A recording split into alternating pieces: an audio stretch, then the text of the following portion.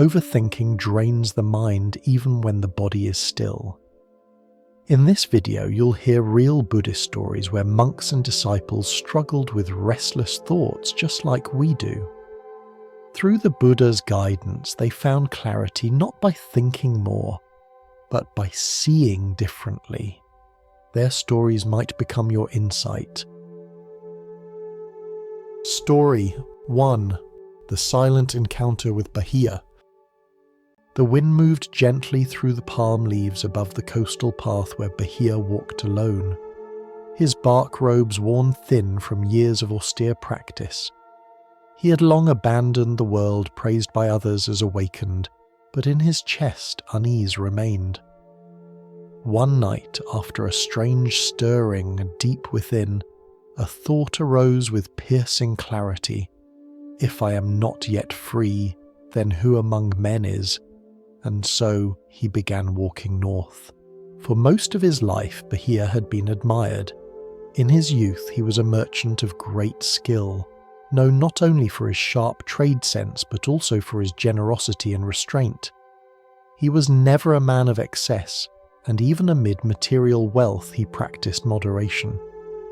Yet despite his outward success and public respect, he always carried a quiet discomfort, a suspicion that all of it was fragile. One storm, one betrayal, one illness could bring it all down.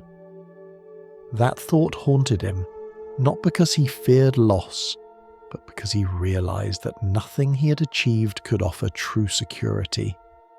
The thought burrowed into him like a seed, and over time it grew into a determination to abandon the world entirely. Leaving behind his estate, his name and his past, Bāhiya shaved his head, donned rough bark cloth and retreated into the wilderness. People admired his transformation. They pointed to him as an example of renunciation, a man who had touched something beyond ordinary understanding. For years he lived by the rivers and forests, spoke rarely, and practiced deep meditations with fierce discipline. He convinced himself that silence was realization, that solitude was liberation. He told others when he spoke at all that he was free from suffering.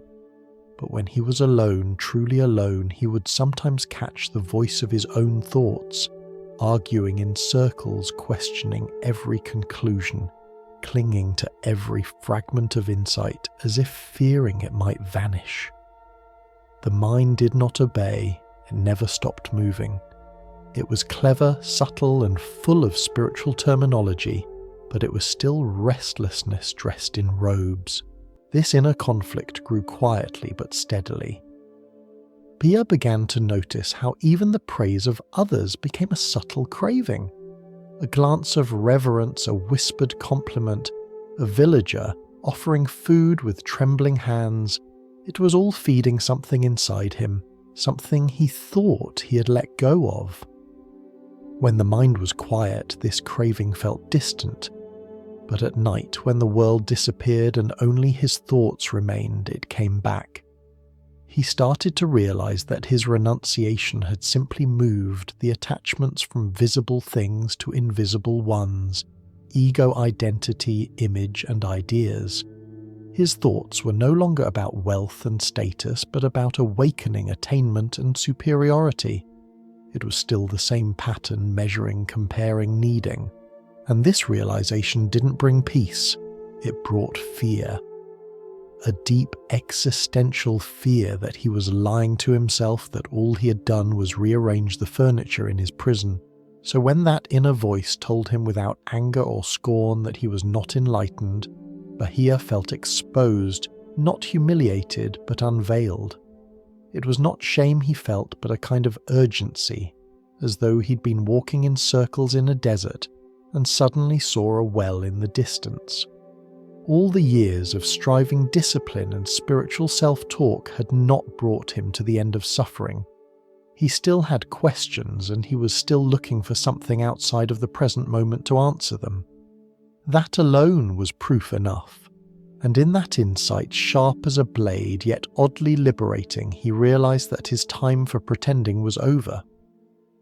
If true freedom existed, he had to find someone who embodied it, not just spoke of it. And so he walked barefoot and empty-handed through forests and villages, not seeking comfort, not even seeking belief, only truth. The journey to find the Buddha was neither short nor easy. Bāhiya walked through dense forests and arid stretches of road, relying on the kindness of strangers for scraps of food, sleeping beneath trees exposed to the night. Yet his determination did not falter. In fact, with each step it grew sharper, not out of desperation but clarity.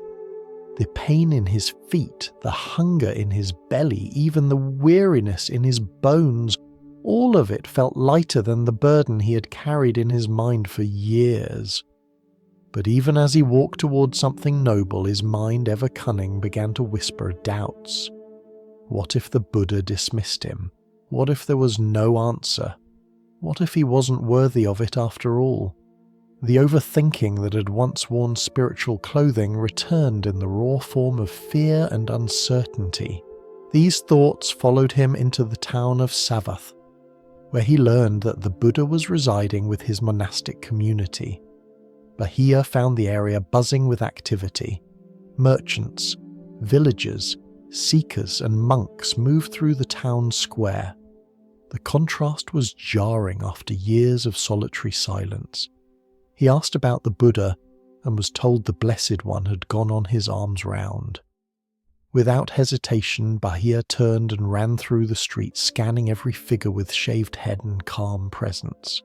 He moved with the intensity of a man on the edge of his last breath. Each face that wasn't the Buddha brought a rise of panic. He feared not finding him, not because he wanted relief from the discomfort, but because he finally felt ready to meet truth without conditions. All those years of mental constructions, and now all he wanted was something real. But the longer he searched, the louder his thoughts became, clashing like cymbals in his head. And then in the midst of a narrow street between simple dwellings, he saw him. The Buddha, serene and upright, walking barefoot with his bowl eyes lowered, attention resting in each step.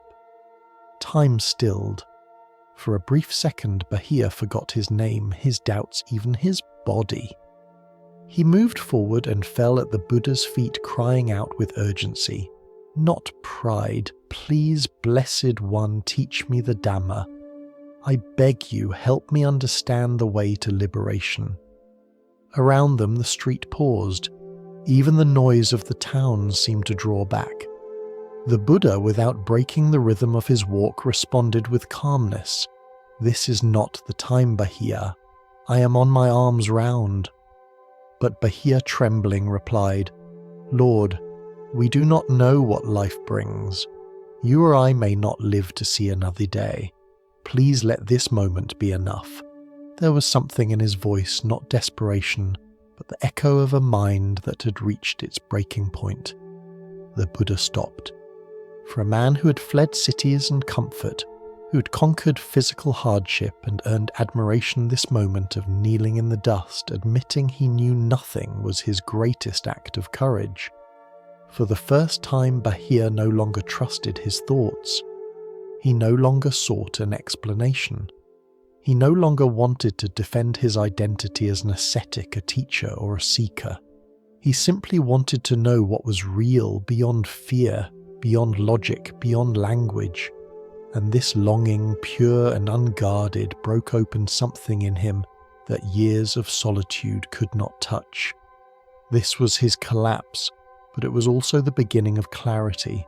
The Buddha turned to face Bāhiya fully, now his gaze resting not on the torn bark garments or the sweat-covered brow, but on the quality of presence behind the man's trembling voice.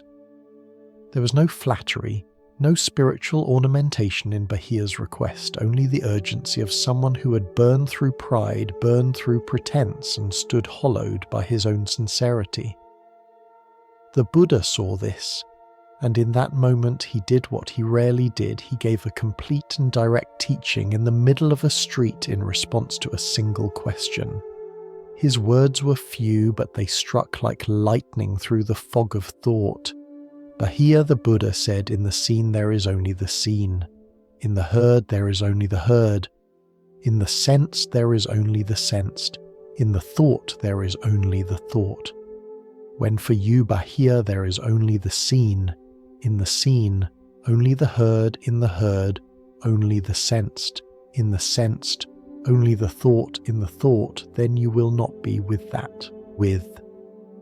And when you're not with that, you're not in that. And when you're not in that, there is no you here or there or in between. That Bāhiya is the end of suffering." Bāhiya stood motionless. These words did not give him a concept to hold, nor an instruction to practice over months or years. Instead, they revealed something already present, already complete, obscured only by the endless layering of mental labels and inner commentary. The Buddha was not asking him to stop thinking, nor to suppress perception. He was pointing to the direct experience itself, untouched by, I fear, this is good, this is me. For the first time, Bāhiya understood why all his years of renunciation had not freed him. He'd only exchanged one identity for another, one story for another. He had never truly seen what was right in front of him without making it personal. The moment he saw a sound as I hear or a sight as I see, the mind had already stepped in with its familiar choreography, comparison, judgment, possession, defense. The Buddha's teaching was radical in its simplicity and devastating in its precision. It offered no foothold for ego, no comfort for intellect. It was not about becoming someone who was enlightened, it was about the disappearance of the one who was always trying to become. The metaphors Bāhiya once admired about burning lamps, poisoned arrows, lotus blossoms were not needed here. The teaching was the mirror itself. All his questions dissolved before they could form, because the answer was not in the realm of ideas. It was in the immediate, unfiltered, unowned experience of now. He realized he had never once seen, heard, or sensed anything without inserting himself into it.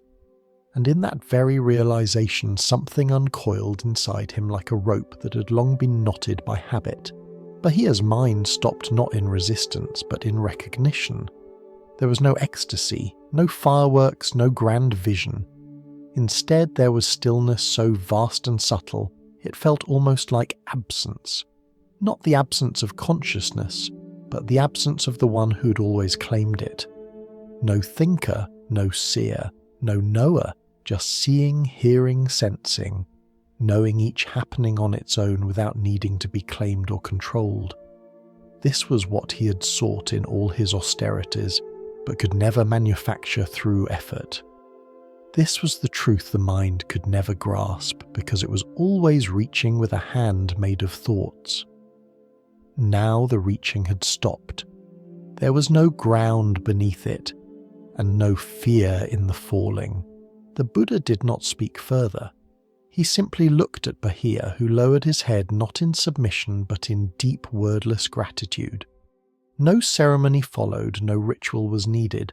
The teaching had been given, and the flame of delusion had been extinguished at its root. The street remained quiet. Life resumed around them, but Bāhiya no longer stood in it as a seeker or even a monk. He was not outside the world nor caught inside it. He was simply awake. Not as someone who had achieved something, but as someone who had stepped out of the illusion that there was ever anything to achieve. In the moments following the Buddha's words, Bāhiya did not walk away as a man filled with insight, nor did he rush to share his understanding with others. He simply stood in stillness, not because he chose to be still, but because there was nowhere to go. The mind that had always been in motion, constructing ideas, chasing purity, fearing failure, had gone quiet without effort. The question that had driven his journey had not been answered. It had disappeared. There was no more seeking, no mental rehearsal of teachings, no inner dialogue debating what had just occurred. Instead, there was a raw, unobstructed awareness that did not need narration. Even his body felt unfamiliar, not as something to control or discipline, but as a field of changing sensations, all happening on their own without ownership. As he stepped away from the street, his feet moved, but the old sense of "I'm going somewhere" did not arise. He walked because walking happened. The wind touched his skin, and that too was just wind on skin, no thought followed it. Birds chirped and sound flowed through awareness like ripples in a lake without commentary. This was not some trance or mystical state. It was the unadorned nature of experience before the mind layered it with meaning. And yet even within this freshness, subtle habits tried to return. For brief moments the thought would arise, "Is this it? Or have I truly understood?" But now Bāhiya no longer resisted or followed such thoughts. He saw them as clouds passing through an open sky, uninvited, temporary and harmless when left alone. He did not push them away nor indulge them. He simply saw them come, saw them go, and rested in the seeing. That night he sat beneath a tree at the edge of the village. The stars shimmered above and the ground beneath him was still warm from the sun. He did not sit in meditation with a technique or goal. He sat because there was no need to do otherwise. At one point an old fear crept in, the fear that it would all vanish, that this clarity was fragile. But again, even this fear was allowed to arise and pass. It did not disturb the silence because it was no longer taken personally. There was no longer a self who feared or longed to hold on to the state. There was only awareness, spacious and effortless, watching everything without being touched by anything. It was then he understood that liberation wasn't something gained, it was what remained when the self and its story no longer stood in the way. Bāhiya's journey ended not with a celebration but with quiet. He did not become a teacher nor return to the forest to declare his awakening. In fact, shortly after his meeting with the Buddha, he passed away struck by a runaway cow on the very same day. Yet the Buddha would later tell his disciples that Bāhiya was among the quickest to grasp the Dhamma, a man who upon hearing the truth let go completely. His story reminds us that liberation is not a distant goal, reserved for monks in robes or sages in caves.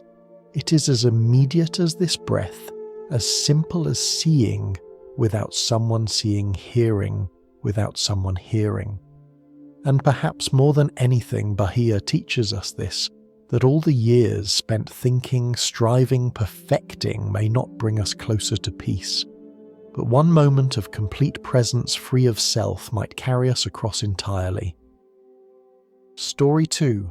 The questions that should not be asked.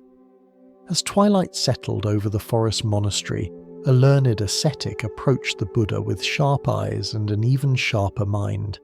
He had travelled far not to pay homage but to debate. Is the soul eternal? Does consciousness end? He asked, his voice filled with certainty. When silence met his inquiry, he pressed harder. Yet beneath the surface of his composed tone was a restlessness that not even his vast knowledge could calm. The man was no ordinary seeker. He was a renowned ascetic known across several regions for his mastery of scriptures, his eloquence in speech, and his tireless discipline in spiritual practice. He had studied with teachers of various sects, memorized countless verses, and cultivated sharp reasoning skills that left even seasoned scholars hesitant to engage him in debate. Wherever he went, he drew a following, young learners eager for guidance, nobles impressed by his clarity, and lay people awed by the aura of wisdom he carried. But despite the respect he received and the depth of knowledge he had acquired, something in him remained unsettled. It was not doubt in his intellect, he trusted that completely, but doubt in the value of all he had accumulated. Each time he grasped a new concept, it brought a fleeting satisfaction, followed by a return of the same lingering discomfort, as though he were building a tower that kept collapsing no matter how refined the materials. For years, he told himself, this unease was the cost of sincerity. Great truths he believed must be wrestled with, dissected, understood through rigorous thought. The mind, sharp and relentless, was his chosen path to freedom. And yet, in moments of solitude, when the debates ended and the scrolls were set aside, a strange weariness would rise in him. It wasn't physical exhaustion. It was the fatigue of spinning endlessly inside his own thoughts. At times he would sit by a riverbank or beneath a tree and observe his mind's activity. Though the world outside grew quiet, his inner world remained as noisy as a crowded market. Questions about the self-existence, time, space, cause and effect, each one branching into another, forming a forest of inquiry in which he often lost his way. But he clung to his process, believing that if he could just go one layer deeper, one step further, it would all finally make sense. And so, when he heard of a man called the Buddha, one who did not merely talk of liberation but was said to embody it, his curiosity was piqued. Not out of reverence, but out of challenge. He had debated many spiritual leaders, exposed flaws in their doctrines, reduced their philosophies to contradiction. If this so-called awakened one had found peace, then he too must have a view, a position, a system of thought that could be questioned. And so he came, robes clean words, prepared ready to test the limits of this teacher's claims. As he stood before the Buddha, the forest quiet and the air heavy with expectation, he began to speak not with arrogance, but with the polished rhythm of one accustomed to being heard. He posed questions about the nature of awareness, the origin of the cosmos, the interplay of mind and matter, the path of absorption and transcendence. The Buddha listened, not interrupting, not reacting, his face calm as water. And with each unanswered question, the ascetic's voice grew more forceful, not because he was angry, but because he was seeking something he could not name. Underneath the words, there was a silent plea he himself had never acknowledged. I know so much. Why am I still not at peace? As the final words of his long inquiry fell into the still air between them, the ascetic waited. The forest around them seemed to hold its breath. He expected the Buddha to respond with equal eloquence, perhaps a counter-question, a well-reasoned argument, or a lofty discourse rooted in logic and ancient verse. But the Buddha remained silent. His expression did not change, nor did he appear provoked or dismissive. The silence was not a refusal, but a mirror, unmoving, clear and unsettling. The ascetic's posture stiffened. He was a man who had sparred with intellects across the land, yet here he stood, before someone who offered no resistance, no engagement on the familiar battlefield of ideas. It was not the silence of someone who lacked answers. It was the silence of someone who no longer found the questions relevant. And for the first time in years, the ascetic felt the ground beneath his mind begin to shift. He tried again this time, more pointedly, his tone slightly firmer. Do you not know the answers, Master, or do you choose not to speak them? Still the Buddha said nothing. No frustration, no explanation, no counterattack. Just silence, vast, impersonal, unwavering. Something in that silence pierced through the ascetic's finely constructed identity. He had built his entire life upon language and understanding, cultivated brilliance like a weapon, worn knowledge as both shield and robe. But now faced with this unmovable calm, he began to feel exposed. Not embarrassed, there was no audience here to impress or shame, but profoundly vulnerable. The silence was not attacking him, yet it undid him. It stripped away the elegant structure of words he had spent decades assembling, and revealed a simple, undeniable fact. Beneath all the philosophy, his mind was still restless. He could feel it now, his chest tight, his breath short. There was no one pressing him, no intellectual corner he had been argued into. Yet a growing sense of disorientation swelled within him. He had spoken with such conviction about rebirth, about non-duality, about subtle states of consciousness, but now those concepts floated like dust motes in a room suddenly filled with light. He realized he had spent years answering questions that had never truly arisen from his direct experience. He had mastered explanations for things he had never genuinely understood within himself. The more he tried to justify this to remind himself of his credentials, his years of practice, the more clearly he saw the divide between knowing and being. He had accumulated knowledge, yes, but it had not brought stillness. It had not quieted the fear that gnawed at the edges of his solitude. And if wisdom did not bring peace, what was its value? The collapse came not as a dramatic breakdown, but as a slow, internal unravelling. His shoulders slumped slightly, his eyes lowered. He no longer needed to defend his questions. Something deeper had surfaced, an ache he'd avoided naming, the ache of not knowing how to stop thinking, not knowing how to rest, not knowing how to simply be without needing to define, compare, or conclude. The silence of the Buddha had offered no answers, but it had offered something far more dangerous to his constructed self, a reflection. In it he saw the futility of trying to understand his way to liberation.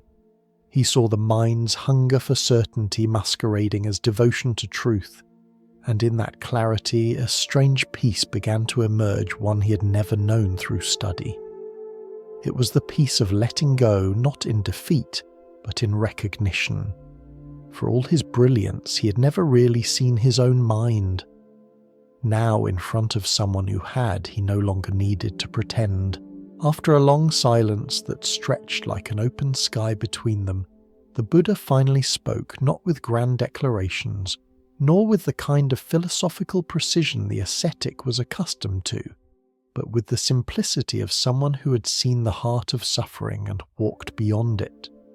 His voice was soft, yet it landed with undeniable clarity. "You have come with questions," the Buddha said, "but before you ask whether the world is infinite or finite, whether the soul exists or not, I ask you, is your heart at peace?" The words hung there not as challenge, but as invitation. The ascetic hesitated. It was the kind of question he'd avoided for years because it pierced through his entire framework.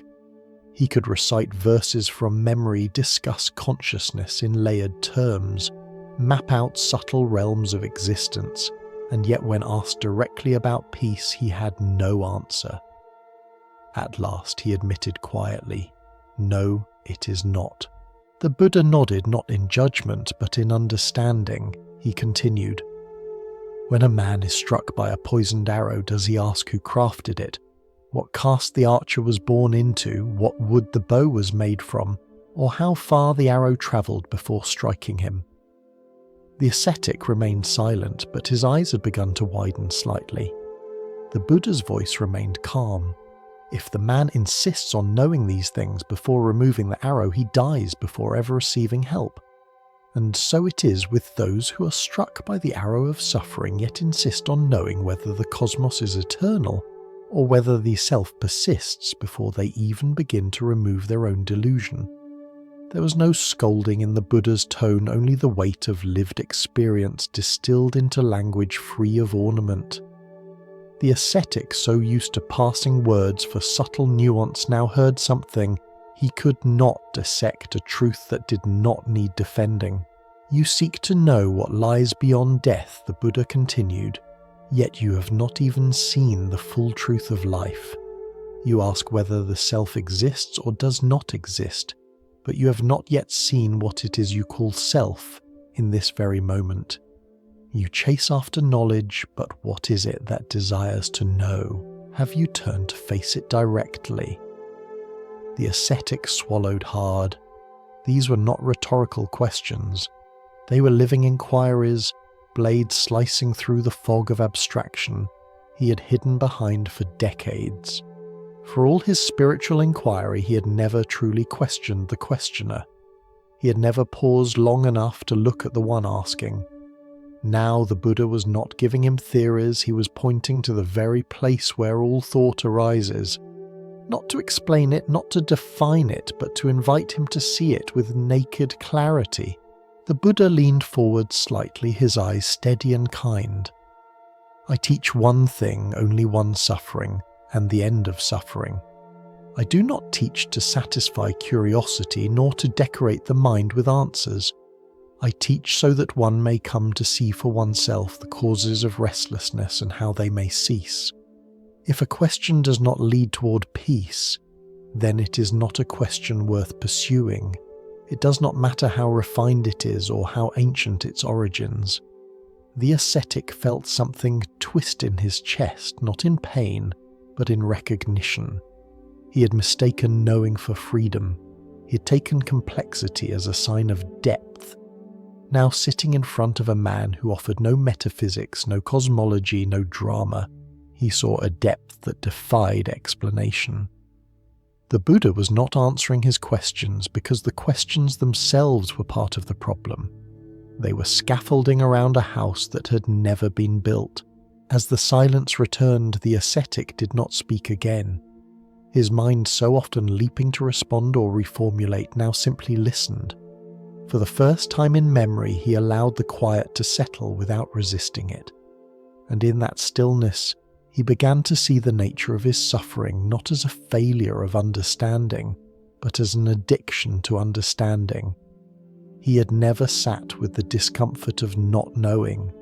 He had never seen how the very impulse to seek certainty was a form of grasping. The Buddha was not asking him to believe in something new. He was asking him to see the mechanics of his own mind, to witness how even spiritual questions can become chains when they are driven by fear, identity, and control.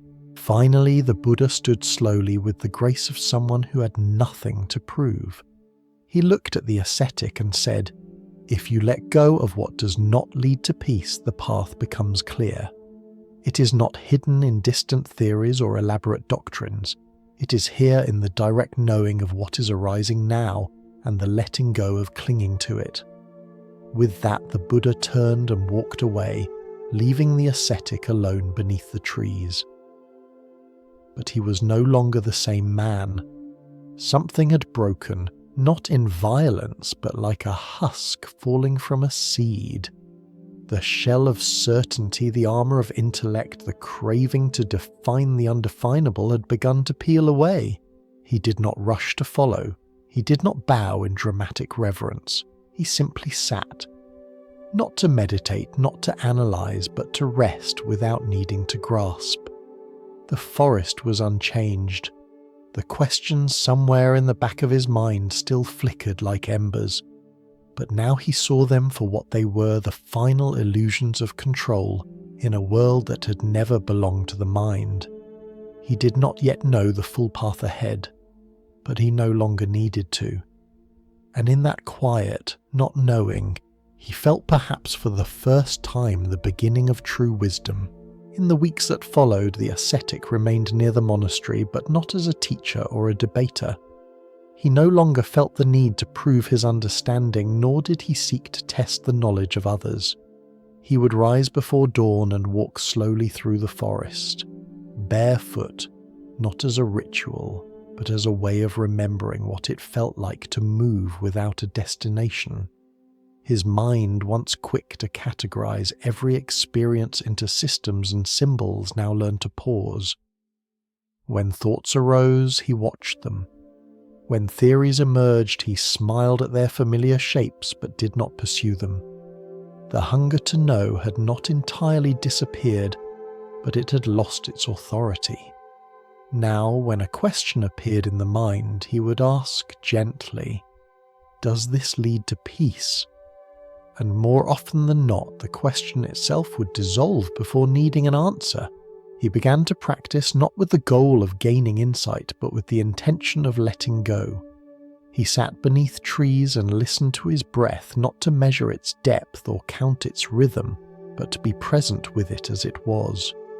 Sometimes old patterns of inquiry returned images of celestial realms, concepts from ancient texts, mental diagrams of dependent origination. But instead of chasing them, he observed them like clouds in the sky, changing temporary and ultimately empty of the peace he now valued above all. He stopped reciting verses aloud. He stopped trying to impress the younger monks with philosophical acrobatics. When someone asked for his opinion on metaphysical matters, he would offer only a gentle shrug and say, "I used to think knowing was the path. But now I listen to silence more than to answers." One afternoon, as he swept the courtyard alone, a young novice approached him bright-eyed and full of questions. "Venerable sir," the novice asked, "do you believe the world is infinite or not?" The ascetic paused, leaning on his broom, and looked at the boy with warmth but no urgency. "When your feet are covered in thorns," he said, "do you argue about how deep the forest goes, or do you first remove what's hurting you?" The novice blinked, unsure how to respond. But the ascetic simply smiled and returned to sweeping. In that act, simple, quiet, and without explanation, he offered a teaching deeper than any lecture. He had not abandoned wisdom. He had outgrown the need to hold it tightly. And in that loosened grip, he discovered something his books had never given him: a mind that could rest. In time, those who once knew the ascetic as a brilliant philosopher began to notice a new quality in him, something quieter, deeper, harder to name. He spoke less, but listened more. When he did speak, his words no longer sought to impress or conclude. They simply pointed toward clarity. Some misunderstood his silence as ignorance, but those who spent time near him could sense a different kind of knowing, one that had nothing to prove. He had not given up the search for truth. He had given up the illusion that truth could be captured by thought alone, and in doing so he had found what all his questions had been reaching for: a stillness not born from certainty, but from release. As the seasons passed, he continued to walk, sweep and sit beneath trees, not as a sage with answers, but as a man who had learned to live in peace with the mystery itself. Story 3. Sati and the Wrong Thought About the Self. In the quiet grove outside the monastery, where birds called softly through the morning haze, the young monk Sati sat beneath a tree, his brows furrowed not from pain, but from thought. He believed he had grasped a subtle truth, that the very consciousness within him was the self that endured, that moved from life to life. And though others warned him, he clung tightly to the idea, convinced it was wisdom rather than delusion. Sati was not careless in his practice, nor disrespectful of the teachings. In fact, many in the Sangha saw him as diligent, attentive, and sincere. He listened to discourses, intently reflected on them during his solitary walks, and often sat in meditation longer than others. But over time, a single view had begun to crystallize in his mind. He became convinced that the consciousness, this knowing presence, was not merely an aspect of experience, but the very core of his being. This consciousness, he told himself, travels from life to life. It is the unchanging witness. At first, he kept this thought quietly, unsure if it aligned fully with the teachings, but the more he meditated on it, the more solid it seemed. It gave him comfort, a sense of continuity in the face of impermanence. And when doubt crept in, he rationalized it away with increasingly complex reasoning. Soon his reflections turned not into inquiries but into defences. Other monks began to notice something rigid in him. When teachings on anatta, the not-self doctrine, were given, Sati would grow quiet, sometimes visibly uncomfortable. A few senior monks approached him gently, asking how he understood the nature of mind and rebirth. Sati explained his view with conviction, quoting suttas, and drawing subtle distinctions between body-feeling perception and consciousness. He was eloquent, persuasive, and utterly certain. But his answers left little space for mystery, for not knowing. or for the possibility that what he held was in fact a form of attachment. The monks concerned brought the matter to the Buddha not out of malice, but out of compassion. They feared that Sati's view, if left unexamined, might lead him deeper into wrong understanding while giving the illusion of progress. When summoned, Sati did not resist. He came respectfully, carrying with him the full weight of his belief, unaware that he was about to see the difference between thought and wisdom. When Sati entered the gathering hall, the atmosphere was calm but firm. The Buddha sat surrounded by the Sangha, his posture serene, his gaze neither stern nor soft but clear, like the surface of a lake that reveals everything beneath. Sati bowed respectfully, kneeling before the Blessed One, and waited in silence. The Buddha did not immediately question him. Instead, he turned to the assembled monks and asked, "Have you heard, brethren, that the monk Sati is holding a view that this very consciousness is the self which wanders from life to life?" The monks nodded, confirming what they had reported earlier.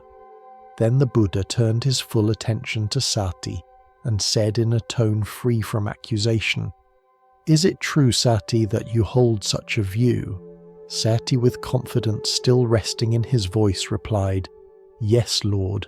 I understand the Dhamma as such that this very consciousness is the one that endures and continues on, unaffected by change." There was no anger in the Buddha's face, but his eyes grew deeply intent. "Misguided man," he said, not with scorn, but with the gravity of a doctor revealing a dangerous condition to a patient. "To whom have you ever heard me teach the Dhamma in that way?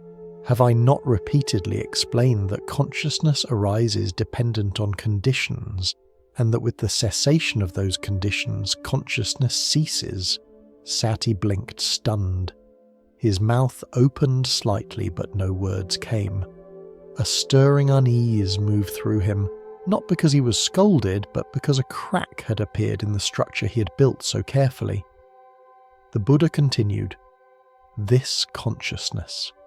Sati is not yours. It is not a fixed permanent essence. It arises with eye and form, with ear and sound, with mind and thought. It is like fire, which depends on the fuel it burns. Is fire the same when it burns wood, grass, or oil? No, it takes its character from its fuel.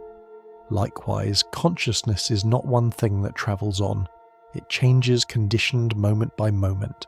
Sati felt the heat rise in his chest. For months, perhaps longer, he had poured his energy into forming and defending this view. It had become a quiet anchor for him, something to lean on when the truth of impermanence seemed too vast to hold.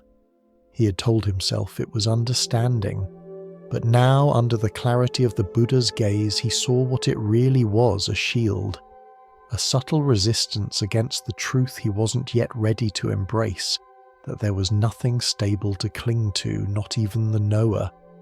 And in that moment he wasn't just embarrassed, he was afraid.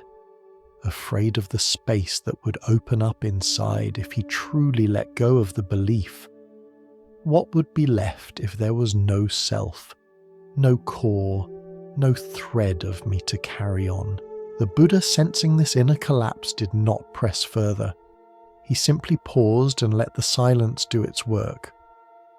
After a long while, Sati lowered his head. The thoughts that once burned with certainty now felt cold and lifeless. What he had clung to as insight was revealed as grasping wrapped in eloquence. A tear formed at the edge of his eye, not from shame, but from the weight of something breaking loose inside.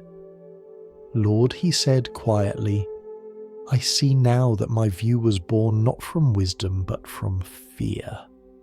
I wanted something to survive, so I built it from thought. But even that I see must pass." The Buddha said nothing in reply. He simply looked at Sati as one looks at a tree that has finally shed its last dead leaf, allowing light to touch its branches once more. The Buddha gestured gently for Sati to remain seated as the rest of the Sangha gathered around, not with judgment, but with an air of shared learning. The space was still yet charged with the energy of transformation, as if the air itself knew that something heavy was being released. The Buddha's voice came slow and steady, not just for Sati, but for all present, so that the subtle veils of misunderstanding could be lifted not only from one man's heart, but from many. Sati, he began, it is natural for the mind to seek something solid to grasp, especially when confronted with the shifting nature of experience. When the body grows ill, when loved ones die, when joy fades into suffering, the mind longs for continuity. It wants something it can call me, something unchanging. But the Dhamma does not promise comfort through permanence. It offers freedom through insight. Sati listened, his breath shallow, yet his attention rooted in every word. What arises with contact, the Buddha continued, arises dependent on causes. Eye and form arise together with eye consciousness. With the cessation of one, the others cease. The same is true for sound and ear consciousness, for smell, taste, touch, and mental objects. Consciousness is like a flame which does not pass from one lamp to another, but arises anew when the conditions are present. To believe that a core self continues unchanged is to overlook the principle of dependent origination. It is not that there is nothing, but that there is no thing independent, no essence untouched by cause and effect. This is not to strip away meaning from life, but to reveal that liberation lies not in what endures, but in what is rightly seen. He paused and let the meaning settle. The silence that followed was not empty, it was rich with the weight of what had just been revealed. Then the Buddha leaned slightly forward and offered a metaphor. Imagine Sati, a man building a raft across a great river. He works with care, tying reeds and bamboo together. The raft is his means of safety. It brings him across. But once he reaches the far shore, would he hoist the raft onto his shoulders and continue carrying it through the forest? Sati shook his head softly. No, Lord. Just so the Buddha said. The teachings, the thoughts, the concepts, they are rafts. They help us cross. But once the crossing is made, the wise let go. If you cling to the raft of this consciousness is me, you carry a weight that keeps you from walking further. A deep shift was occurring within Sati. The teachings he had once heard as distant theory now unfolded in the light of direct experience. He remembered long nights when he'd sat in meditation, grasping at thoughts, trying to preserve a sense of I, even while contemplating not self. He had thought this was subtle mindfulness, but now he saw that it had been resistance, a refusal to accept that even the one who knew was not permanent.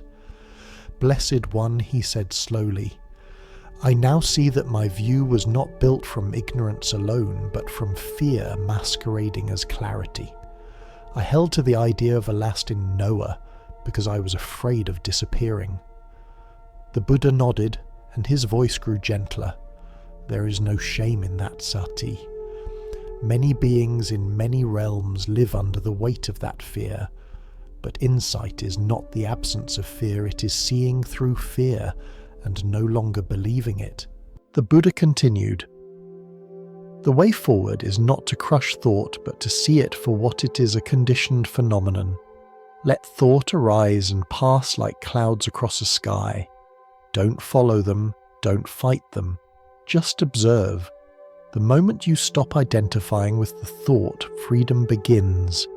And when the thought says, but who is observing? Just smile. That too is a thought. You don't need to answer it. You only need to see it clearly. Sati closed his eyes. For the first time, he did not try to hold the explanation in his mind, did not try to memorize it or fit it into a framework. He simply received it like a cup left out in the rain, not reaching, not grasping. Around them the Sangha sat in silence. No one moved, and even the forest seemed to still itself in reverence. The Buddha then addressed the assembly monks. There are many ways the mind deceives itself. Sometimes the deception is crude desire, aversion, ignorance. But sometimes it is refined. It uses language, philosophy, and even the Dhamma to build a prison lined with gold. Beware of clinging to thought as truth. Truth is not a conclusion. It is a seeing that requires no grasping. His words flowed like cool water over sunburnt skin. Sati felt a tear fall down his cheek, but this time it was not the sting of collapse. It was relief. The thought he had built so carefully was gone, and in its place there was space, vast and formless, not needing to be filled. The Buddha looked at him once more, not with approval but with recognition. You have seen it now. Let that be your foundation. Begin again, not from belief but from silence. When the mind no longer needs to explain reality, it begins to live in it. Sati bowed his forehead, touching the earth. Around him no one applauded, no one praised. But in the depth of that quiet bow was the beginning of true practice, not built on thought, but on surrender. Not the surrender of defeat, but of insight, the kind that comes only when we stop trying to think our way free. In the days that followed, Sati returned to his kuti not with a burdened mind, but with a strange lightness that he could not explain. He did not rush to meditate nor to recite verses of doctrine. Instead, he simply sat quietly with an open presence he had never known before. There were still thoughts, of course. Old habits don't vanish overnight. Sometimes the notion of self still flickered through his awareness, like the echo of a song long silenced. But now he saw it as it was a thought, not a truth. He watched it arise, noticed the urge to follow it, and gently let it pass like a leaf floating on water. He no longer fought with thought, nor did he worship it. He let it be what it was, conditioned, temporary and empty. And in that letting be, he found a peace deeper than anything he had experienced in all his study. Sati began walking slowly in the early mornings, not to reach a destination, but to feel the world without needing to label it. He noticed how the dew glistened on the grass, how the breeze touched his skin without demanding an explanation. Everything became vivid, but not in an analytical way. It was simply alive, immediate, unfiltered. And in this presence he began to understand what the Buddha meant when he said liberation was not attained through adding but through releasing. His mind, which once clung to philosophical threads, now opened like a hand uncurled. Other monks began to sense the difference. Sati spoke less, but when he did, his words carried no weight of debate, only the gentle clarity of one who had stopped performing understanding. He had not gained something new, he had lost what he didn't need. And in that loss, a path appeared not paved with ideas, but with stillness. In time, Sati's story became a quiet reminder passed among the monks, not as a tale of failure, but of return. He was not remembered for the view he once held, but for the courage to release it. His transformation was not marked by grand realization, but by the humility to stop defending what no longer served. When younger monks asked him questions, he did not rush to answer. Instead, he often responded with a pause, letting space speak before words did. And in that space, many found more clarity than from any teaching. Sati had seen how overthinking could wear the robes of wisdom, how certainty could become a veil. But by letting thought settle, he discovered something deeper, a quiet knowing that needed no explanation. In that quiet, he finally lived the Dhamma not as a theory, but as a freedom that neither clung nor resisted, simply present with what is, and content to let it be. Story 4. Don't live in the past or future. In the quiet of an afternoon, shaded by tall sala trees, a layman approached the Buddha with a troubled gaze. His words came slowly, as if pulled from a mind weighed down by unseen burdens. "Lord," he said, My thoughts are never here. I dwell on mistakes long gone and worry endlessly about what may come. The Buddha looked at him gently and replied, "Then you are never truly living where life actually happens." The layman was not a man of status, but he was respected in his village for his honesty and hard work. He was a father, a husband, and a devoted supporter of the monastic community. His house was simple yet filled with warmth, his children well-fed, his wife kind. Outwardly, he lived a good life, yet inside he carried a restlessness he could not name. Each day, while tending his fields or preparing food, his mind wandered relentlessly through the corridors of time. He would remember a harsh word spoken years ago and feel a fresh wave of shame. Or he would replay old choices, questioning what might have been if he had acted differently. Even moments of peace were interrupted by projections of what could go wrong tomorrow, the fear of illness, of loss, of failure, even of things that had not happened and might never come to pass. It was as if his body lived in the present, but his mind refused to stay. This habit had grown stronger over the years.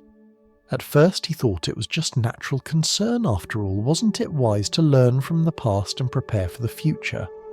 But gradually he realized that what he was doing was not learning or preparing. He was clinging. He clung to old memories, even painful ones, as if they still had power over him.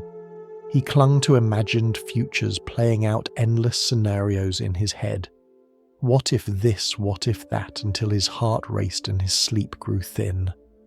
No matter how hard he worked to be a good person in the present, he felt pulled in directions he could not control.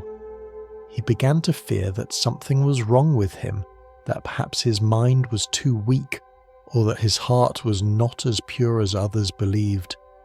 That fear only deepened the cycle.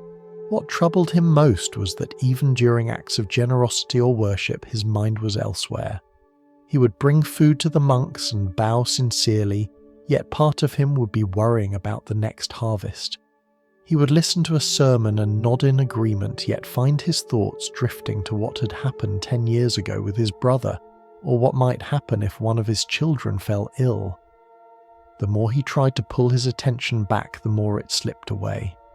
It was like trying to hold water in cupped hands. No matter how carefully he tried, it would find a way out. That was what brought him to the Buddha that day. He did not come asking for metaphysical answers or philosophical clarity. He came because he was tired, not from work, but from being mentally elsewhere for so long. He wanted more than anything to know how to be fully here where his life was actually happening. The turning point came not in a moment of crisis, but in the quiet accumulation of mental exhaustion. The layman began to notice that no matter how much he tried to do the right thing, be generous, speak kindly, fulfill his duties, there was always a shadow that followed him. He could be laughing with his children and still feel haunted by a memory of something he'd failed to do years before. He could be sitting beneath the stars after a long day's work and suddenly be gripped by fear of what would happen if drought came or if sickness entered his home. It wasn't just the content of the thoughts that troubled him, but their persistence. He felt as if he lived inside a room with 1,000 open doors, each leading to a memory or a worry, and his mind was constantly rushing from one to the next without rest. This endless motion gave him the illusion of control. After all, wasn't thinking about the future a way of preparing for it? But the more he did it, the more he realized it was only tiring him out and pulling him further away from what mattered. He began to lose sleep. At first it was just the occasional night when his mind wouldn't quiet down, but soon he found himself waking in the early hours with a racing heart tangled in thoughts of things that might go wrong. He tried distractions, talking more with neighbours, taking on extra tasks, but none of it helped. In fact, it made things worse. He started snapping at his children for small things and withdrawing from conversations with his wife.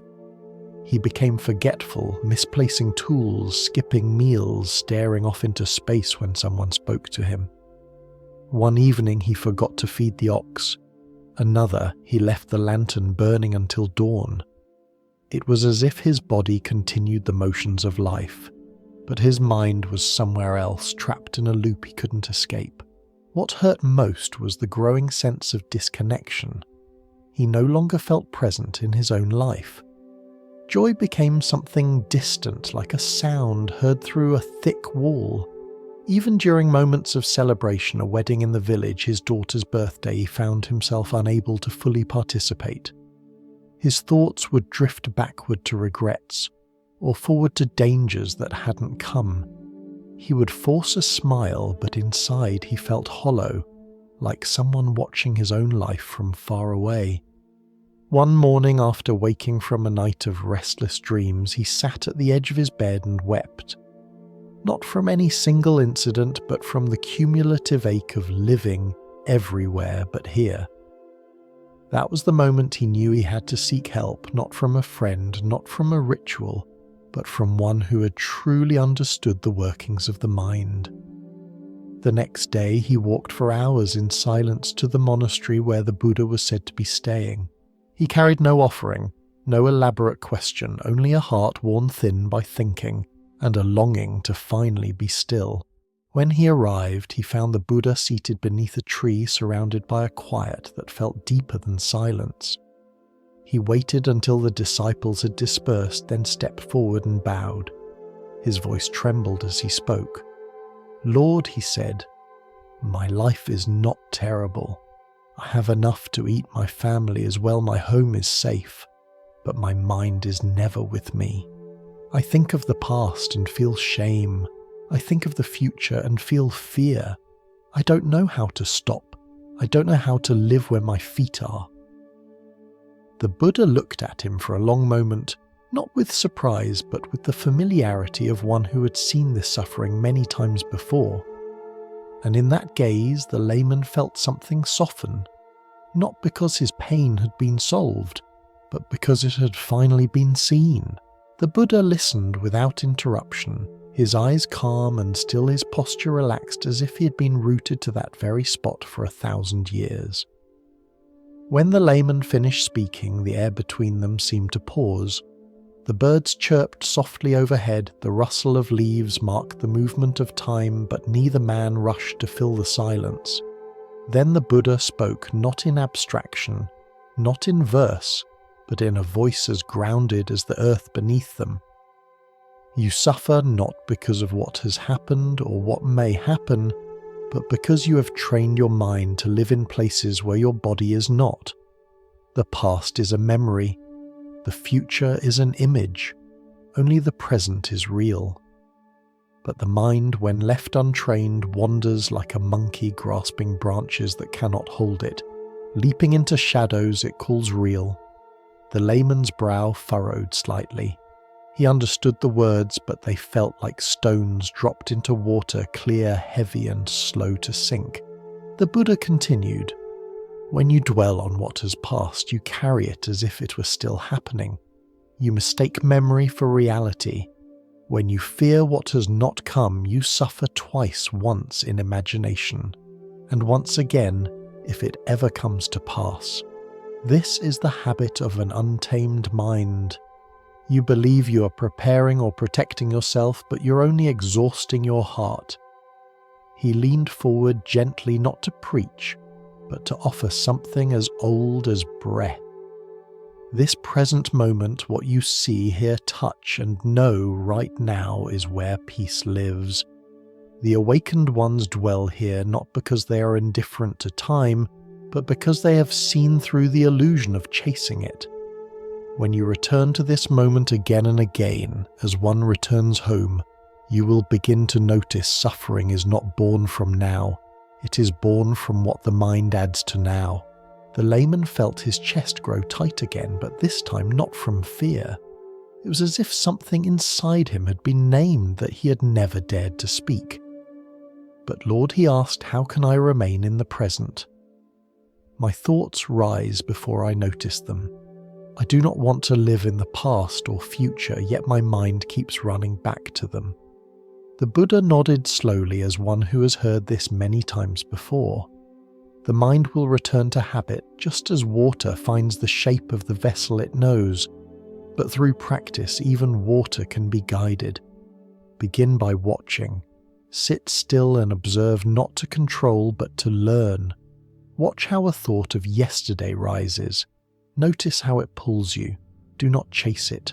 Do not fight it. Simply name it. This is memory. And return to the breath. Watch how a worry about tomorrow rises. Do not follow it. Name it. This is fear. And return again to the breath. He paused, then added with the softness of a teacher who knows the depth of this struggle.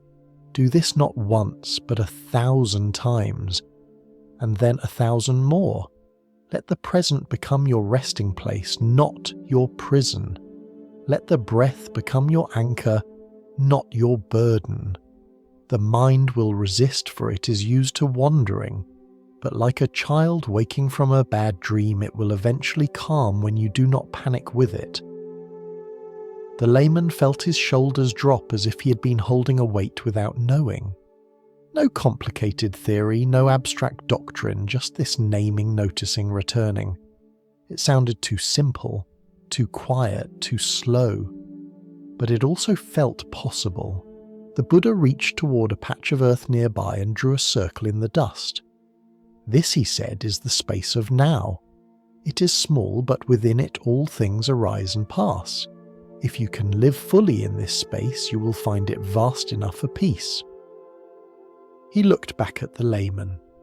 Most people spend their lives stepping out of this circle, searching for answers that were always inside it. They walk into the past, trying to rewrite it.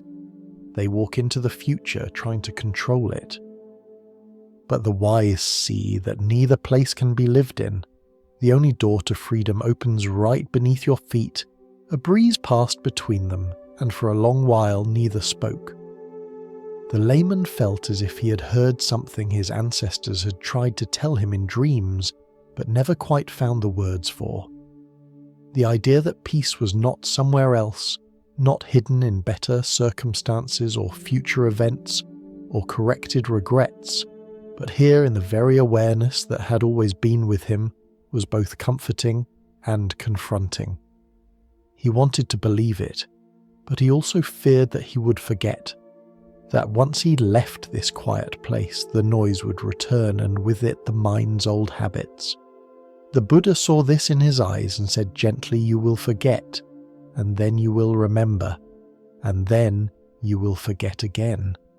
But each time you remember, you are closer to being free. This path is not one of perfection, it is one of returning." The sun had shifted and the light now filtered through the leaves in patches on the ground. The layman bowed deeply, not because he now had all the answers, but because he'd been given something rarer, a way to walk with the questions without drowning in them. He stood slowly, feeling the earth beneath his feet in a way he hadn't in years. As he began the journey home, he did not walk quickly. He moved with the kind of attention that can only come when one finally understands that every step is not a means to an end, but the practice itself. In the weeks that followed, the layman did not transform overnight, nor did he expect to. He returned to his home and resumed his daily work, repairing tools, tending to the garden, helping his children with simple tasks, but something subtle had changed. He no longer carried the same urgency to control every outcome or unravel every past mistake. Instead, he practiced the Buddha's teaching like one tending a quiet fire, not expecting warmth instantly, but committed to keeping it alive.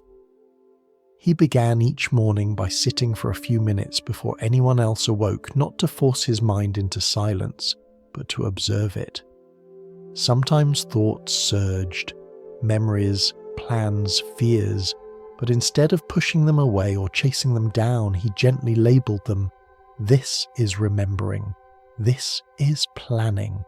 This is worry. Then he brought his attention back to his breath, not as an object to conquer, but as a home to return to. Throughout the day, he began to notice the small moments when his mind wandered while walking to the field, during a conversation, or even as he stirred the cooking pot. He no longer judged these wanderings as failures. He simply acknowledged them and returned to what was present. The texture of the soil in his hands, the sound of his wife's voice, the scent of rain approaching, all became anchors to the moment. There were still days when anxiety returned sharply, especially when someone in the village fell ill or a crop failed.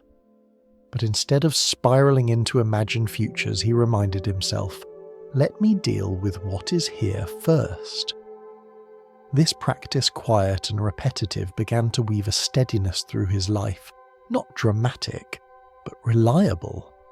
He noticed he became less reactive, more patient. He listened more fully to others, not because he'd learned better answers, but because he was no longer halfway somewhere else in his mind. One evening, while sitting beneath a tree near his home, his son asked Father, "Are you thinking again?" He smiled and replied, "A little, but not as much as before." The boy laughed, not understanding the depth of what was said, but sensing something lighter in his father's tone. And indeed that was the difference. The heaviness that once clung to him, the guilt of the past, the fear of the future had begun to loosen. The thoughts still came, but they no longer pulled him under. He did not resist them harshly, nor indulge them endlessly. He had learned something that years of effort had never taught him.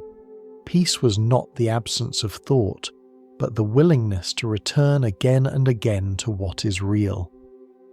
And in that returning breath by breath, moment by moment, he began to remember what it meant to truly live. In time, the villagers began to notice a quiet steadiness in the man they had always known as thoughtful but restless. He no longer spoke often of regrets or anxieties, nor did he offer solutions to problems that hadn't yet arrived. When he listened, it was fully. When he worked, it was without rush. His presence became a kind of stillness others unconsciously leaned toward. He had not solved the past nor guaranteed the future, but he had found a way to stop living inside them. One evening, as he watched his children chase fireflies in the fading light, he realized that nothing in this moment was missing. The worries that once consumed him were now just passing clouds across a vast open sky. And in that ordinary fleeting scene, he touched something extraordinary, not by escaping life, but by being completely here for it. That was where peace had been waiting all along. Story 5. The Head Full of Stones. One misty morning in the monastery grove, a young monk approached the Buddha with a weary expression and eyes clouded by frustration. "Lord," he said, "I try to sit in meditation, but my mind is like a stream clogged with stones. Thoughts keep rising, and I cannot find peace." The Buddha looked at him gently and replied, "Then perhaps it is not the stream's fault, but the stones you continue to carry within it." The young monk had come from a family of merchants, but unlike his brothers, who followed the path of trade and coin, he had turned toward the robe in search of something quieter, something truer. In the beginning, the monastic life had felt like a relief. He welcomed the simplicity of the alms round the rhythm of chanting and the silence of the forest path. But as the initial novelty faded, he began to notice that while the world around him had grown still, his mind had not. Each time he sat to meditate, a rush of thoughts filled the space memories of childhood quarrels, regrets over harsh words left unspoken cravings for praise, worries about his worth as a monk. He had expected that shaving his head and following precepts would somehow purify his heart, but the tangle inside seemed to grow more unruly with every attempt to quiet it. He tried harder. He woke earlier than the others, sat longer, and breathed with determination. Yet the more effort he applied, the more chaotic the inner chatter became. He began to feel ashamed of his failure to find calm. When he looked around at the other monks, their faces serene in meditation, he wondered if there was something broken in him. Was he too worldly, too restless, too late in arriving to the path his teacher had told him that mindfulness was the key? But no matter how hard he focused on the breath, his thoughts slipped through the cracks like water through cupped hands. It wasn't that he didn't believe in the practice he did. He just feared that his mind was beyond taming. That fear became its own obstacle, adding another layer to the mental noise he couldn't escape. The more he analysed his struggle, the more tangled it became. He began to compare his inner state to the stream behind the monastery, a once clear flow now muddied and blocked by fallen branches and stones. It was this image that finally drove him to seek the Buddha. Not to ask for a new technique, but to confess his growing despair. He hoped for a prescription, a method, something he could do differently to fix his mind. But what he received was not instruction, it was reflection. When the Buddha spoke of the stones, he carried the words struck him with a quiet force. He had never thought of his thoughts as something he was holding. He assumed they just appeared. But now he began to wonder, had he been picking up each thought, each worry, each craving, and placing them inside his own stream one by one until the water could no longer move. The idea both humbled and unsettled him, for if it was true, then perhaps peace wasn't something he had to reach. Perhaps it was something waiting beneath everything he had yet to let go. That night, long after the evening chanting had faded and the monastery had fallen into its hush of crickets and cool air, the young monk sat alone beneath the banyan tree. His eyes were open but unfocused, fixed on the ground before him, while his mind swirled with the quiet force of realization. The Buddha's words kept echoing in his mind, the stones you continue to carry, and he felt something begin to unravel inside. For the first time, he wasn't trying to push the thoughts away. He let them rise one by one as if watching guests arrive at his doorstep. Some were familiar old ambitions, fragments of songs from childhood, the memory of his father's disappointed face when he chose the robe. Others surprised him, long-forgotten moments of embarrassment, small slights he thought had passed, even triumphs he had secretly clung to as proof of his worth. He realized he had been collecting these thoughts like treasures and burdens, holding them close even as they suffocated his ability to simply breathe. The more he looked, the more he saw. Each worry about failing as a monk was layered over years of needing to be the one who succeeded. Each craving for praise masked a deeper wound, the belief that he had never been enough. He saw that his restlessness was not random, not a defect, but the natural outcome of a mind stuffed full with things he had never dared to release. It wasn't that he was thinking too much, it was that he was carrying too much. Like a man walking through a forest with arms full of rocks, he had no space left to touch the trees, to feel the wind, to be present with the path beneath his feet. And yet, even with this clarity, he found himself afraid to let go. These thoughts, these stones had become part of his identity. Who would he be without them? What remained if all the inner noise were to quiet down? A sudden pang of fear rose in his chest, sharp and cold. He imagined the silence that might follow the release of thought, not peace but emptiness. He had never known that silence, and so he feared it. What if there was nothing in it? What if without his thoughts, his regrets, his planning, he ceased to matter? That fear paralyzed him for a long moment. He felt like someone standing at the edge of a great river, knowing he must cross, but uncertain if he would still exist on the other side. Tears welled in his eyes, not from sadness, but from a kind of grief for everything he had carried for so long. He realized he had built a self out of thoughts layered like stone on stone and called it identity. To put them down even one by one felt like losing pieces of himself. Yet somewhere deeper beneath the fear there was a softness, something quiet and untouched. A stillness that did not demand, that did not speak, but simply waited. It was not dramatic. It offered no promises of bliss or enlightenment. But it was patient, like the stream itself, waiting for its waters to move freely again. The monk sat for hours, not trying to fix anything, not trying to meditate in the way he had before. He just sat breathing. Sometimes the thoughts came and stayed, and he let them. Sometimes they passed, and he didn't chase them. He did not call this success. He did not think of it as failure. He simply began to understand his task was not to purify the stream by force, but to stop throwing in new stones and perhaps when ready to gently lift the old ones out one breath at a time. At dawn, the monk returned to the Buddha with eyes that bore the heaviness of a long night and the clarity of someone who had touched something raw and real. He did not bow with the eagerness of seeking answers, but with the humility of one who now understood the weight of his own questions.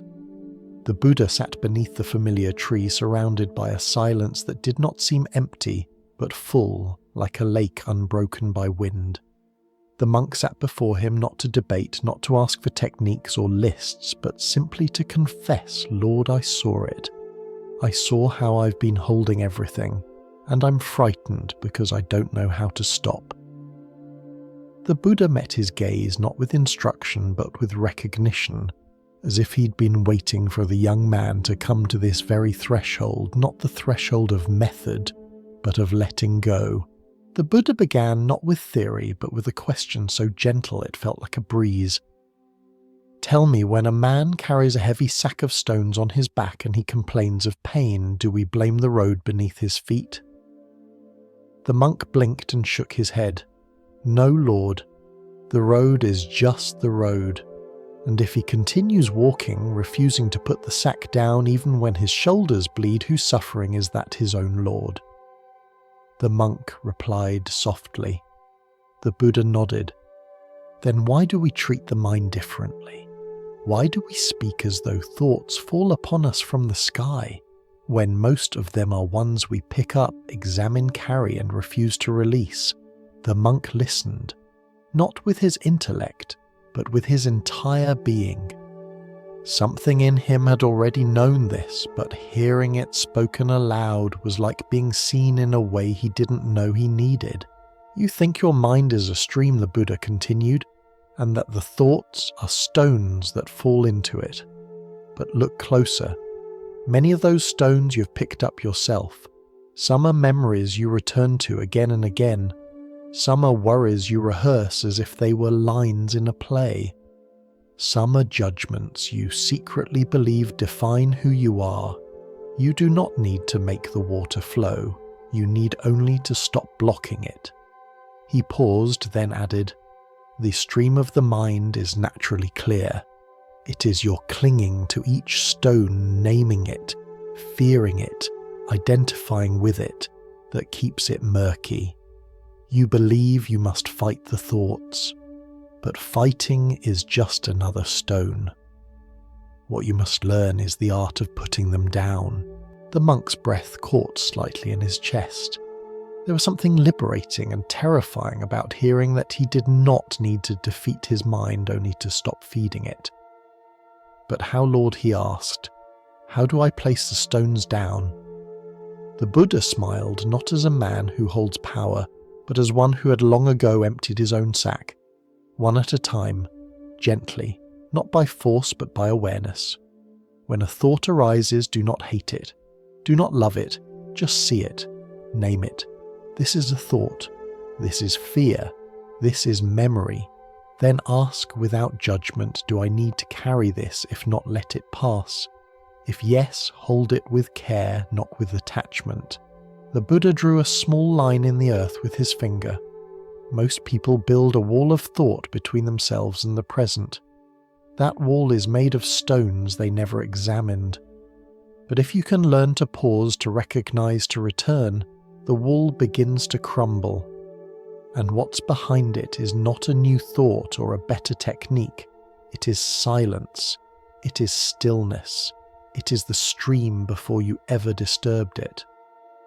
The monk was quiet for a long time.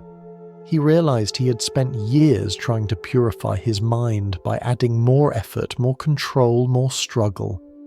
But now he saw a different way to simply stop adding weight, to trust that underneath the clutter clarity already existed. He did not need to make the mind pure. He needed to stop muddying it. The Buddha looked at him with kindness and said, "This practice is not glamorous. It will not win you praise. It will not make your name known. But it will bring you closer to truth than all the scriptures combined, because it is not about becoming someone better. It is about removing what is not truly you." The monk lowered his head, not out of shame, but in reverence for the simplicity, for the honesty, for the way truth had shown itself without glitter or grandeur. There was no lightning, no vision, no sudden state of bliss. Only a quiet knowing that peace would not come from pushing harder, but from finally laying things down. As he rose to leave, the Buddha offered one final image. "Imagine a pond," he said, "and someone keeps stirring it with a stick, hoping to see the reflection clearly. The more they stir, the more distorted it becomes. But if they set the stick aside and wait still patient, the water settles, and in that stillness truth reveals itself." The monk nodded slowly. He had come with a restless mind and a desperate plea. He was leaving with neither answers nor techniques, but something far more valuable: permission to stop carrying, to stop forcing, to stop believing that struggle was the same as progress. And in that soft emptiness, the stream of his mind began at last to move again. Over the following days, the monk returned to his mat, not with the urgency of conquering thought, but with a softer curiosity. He no longer sat as a soldier guarding the fortress of his breath, but as a traveller resting beside the stream of his own mind. When a thought arose, he did not tighten or flinch. Instead, he observed it the way one might watch a leaf fall gently onto the surface of a pond, brief, delicate, and without permanence. "This is fear," he would whisper inwardly. "This is memory." Sometimes the thought lingered, sometimes it drifted away, but now he did not chase it or argue with it. And in that quiet act of naming and noticing, he found that the current of his awareness became less disturbed. It was not always smooth.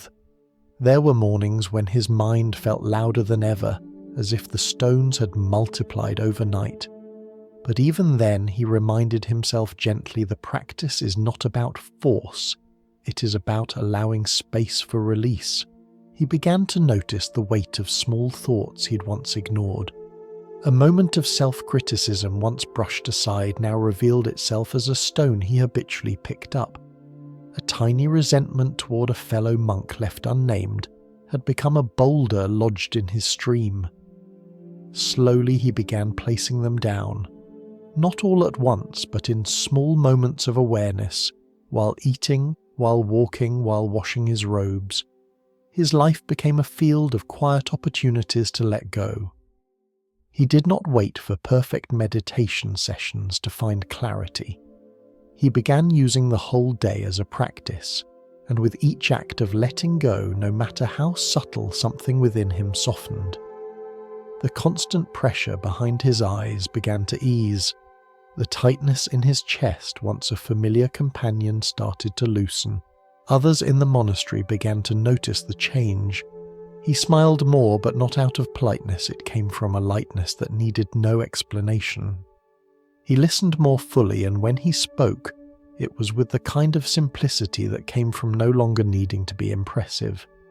He still struggled at times, but now he struggled more gently.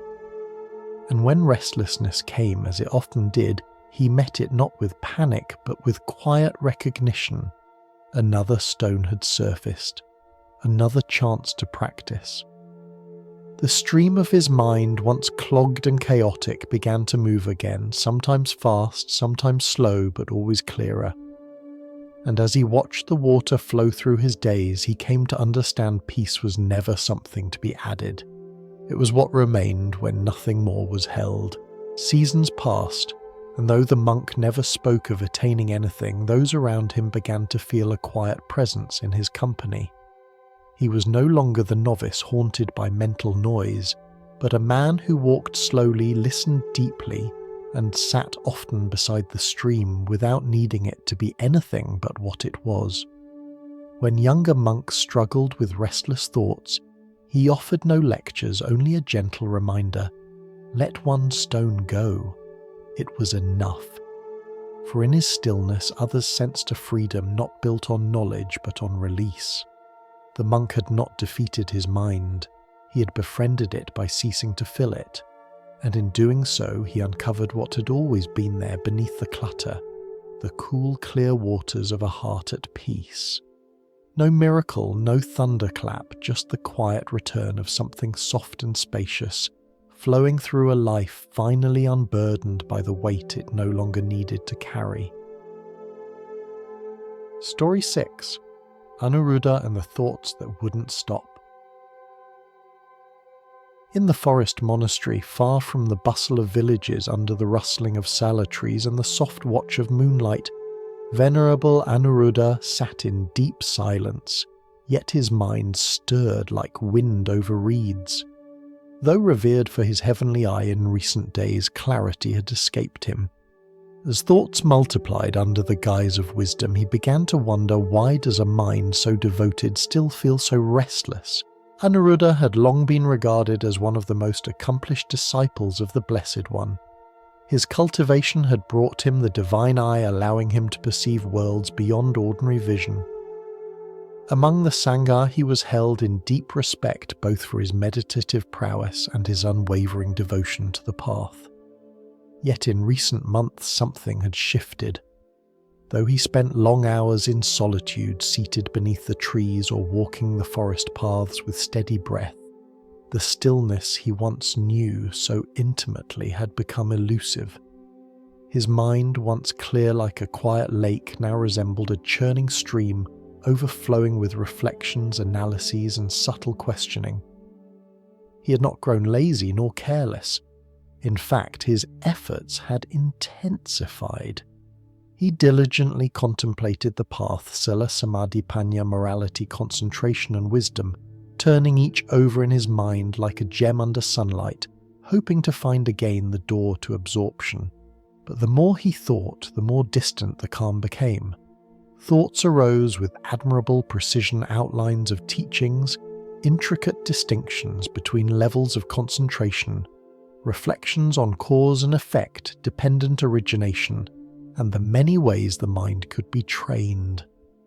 He even recalled in detail the Buddha's sermons, comparing them, silently checking his own progress, like a master craftsman inspecting tools. Yet none of this brought him peace. He began to notice a strange tightness forming in his chest before sitting. He would cross his legs, straighten his back, breathe in awareness, and within moments the stream of thoughts would begin. Was his posture ideal? Was the breath shallow? Was he applying mindfulness too tightly or too loosely? And even when he attempted to quiet the stream, a second layer of thoughts emerged. Why can't I still the mind? Have I lost the way? Am I clinging even to the effort to let go? Thus the overthinking turned inwards upon itself like a snake chasing its own tail. Anuruddha did not speak of this at first. As a monk of seniority and repute, he quietly believed the disturbance to be a private flaw he must conquer alone. But with time, the weight of his restlessness wore on him. There came a morning when, seated under a tree with his alms bowl untouched beside him, he whispered into the air, "Why, despite all this effort, is the mind still not at peace?" The trees, of course, did not answer, but his voice, honest and unguarded, opened something in him. That same day, he set off through the forest to find the Blessed One, not to seek validation or instruction on technique, but because deep down he knew that what he was facing was not a matter of method, but of understanding. He needed to be seen not as a disciple with accomplishments, but as a seeker who had become lost in the brilliance of his own thoughts. The path to the Buddha's dwelling was one Anuruddha had walked many times, yet never had his footsteps felt so uncertain. His robes brushed against tall grasses and low branches, and birds called out through the morning mist, but his mind was folded inward. For all his knowledge of impermanent suffering and not self, he could not seem to release the subtle grasping that clung to his thoughts. He recalled a time years earlier when he would sit in meditation and the world would dissolve. No body, no self, just the breath, the space, the pure presence of awareness. But now when he tried to replicate those states, he found himself chasing shadows. It was not that he doubted a Dhamma, nor that he questioned his faith in the Blessed One. Rather, it was the nagging realization that even his reverence for the path had become entangled in striving. His mind, brilliant as it was, had turned into a tangle of intention and evaluation. As he walked, he reviewed his recent efforts like a monk reviewing the Vinaya. He remembered how he had mapped out meditative stages in his journal, how he had organized internal observations into lists, charts, reflections. He had even mentally compared his progress with that of other monks, not out of pride, but in an attempt to measure where he might have veered off course. He wasn't proud of these thoughts. In fact, they made him feel quietly ashamed. I have turned the path into a project, he thought. I have tried to carve out liberation with tools of analysis. His chest tightened at this realization. That night, unable to sleep, he sat upright on his mat and stared at the flickering flame of his lamp. He whispered to it as if it were a companion. What is the use of understanding if it leads to exhaustion instead of release? He sat for hours not meditating, not thinking, just sitting tired in a way that sleep could not touch. By the time he reached the Buddha, Anuruddha looked thinner, older, not in body but in spirit. The Buddha was seated under a canopy of trees, his presence as still and effortless as a mountain beneath the sky. When Anuruddha bowed, the Buddha did not speak. He waited. And in that pause, something inside Anuruddha unravelled. He looked up and said softly, "Lord, my efforts have become my prison. I contemplate the Dhamma endlessly. I reflect on the trainings, the stages of meditation, the qualities of release. But the more I examine, the less I rest. My mind is filled with the path, yet absent of peace." He lowered his gaze, ashamed. Even now I am analysing my own failure. The Buddha looked at him with the kind of compassion that did not pity but understood. "Anuruddha," he said, "you're like a man who stares at the path so intently that he forgets to walk it. The signposts are not the journey. The teachings are not to be collected like treasures, but lived, breathed, and let go of. When the mind clings even to insight, it turns nourishment into burden." The words struck like rain falling gently after a long drought. Anuruddha felt a quiet ache rise in his chest, not of failure but of recognition. His sharp mind had served him well, but now it needed rest, not more puzzles. He bowed low, not as a master but as a student beginning again. The Buddha motioned for Anuruddha to sit, and the elder monk eased his body onto the grass, cross-legged, his shoulders slightly hunched from the tension that had lived there too long. The morning breeze moved gently through the trees above, stirring the leaves like soft chimes, but within the small circle between the master and disciple, there was no movement, only presence. The Buddha remained quiet for a while, as though allowing Anuruddha's mind to settle not through instruction, but through the absence of pressure.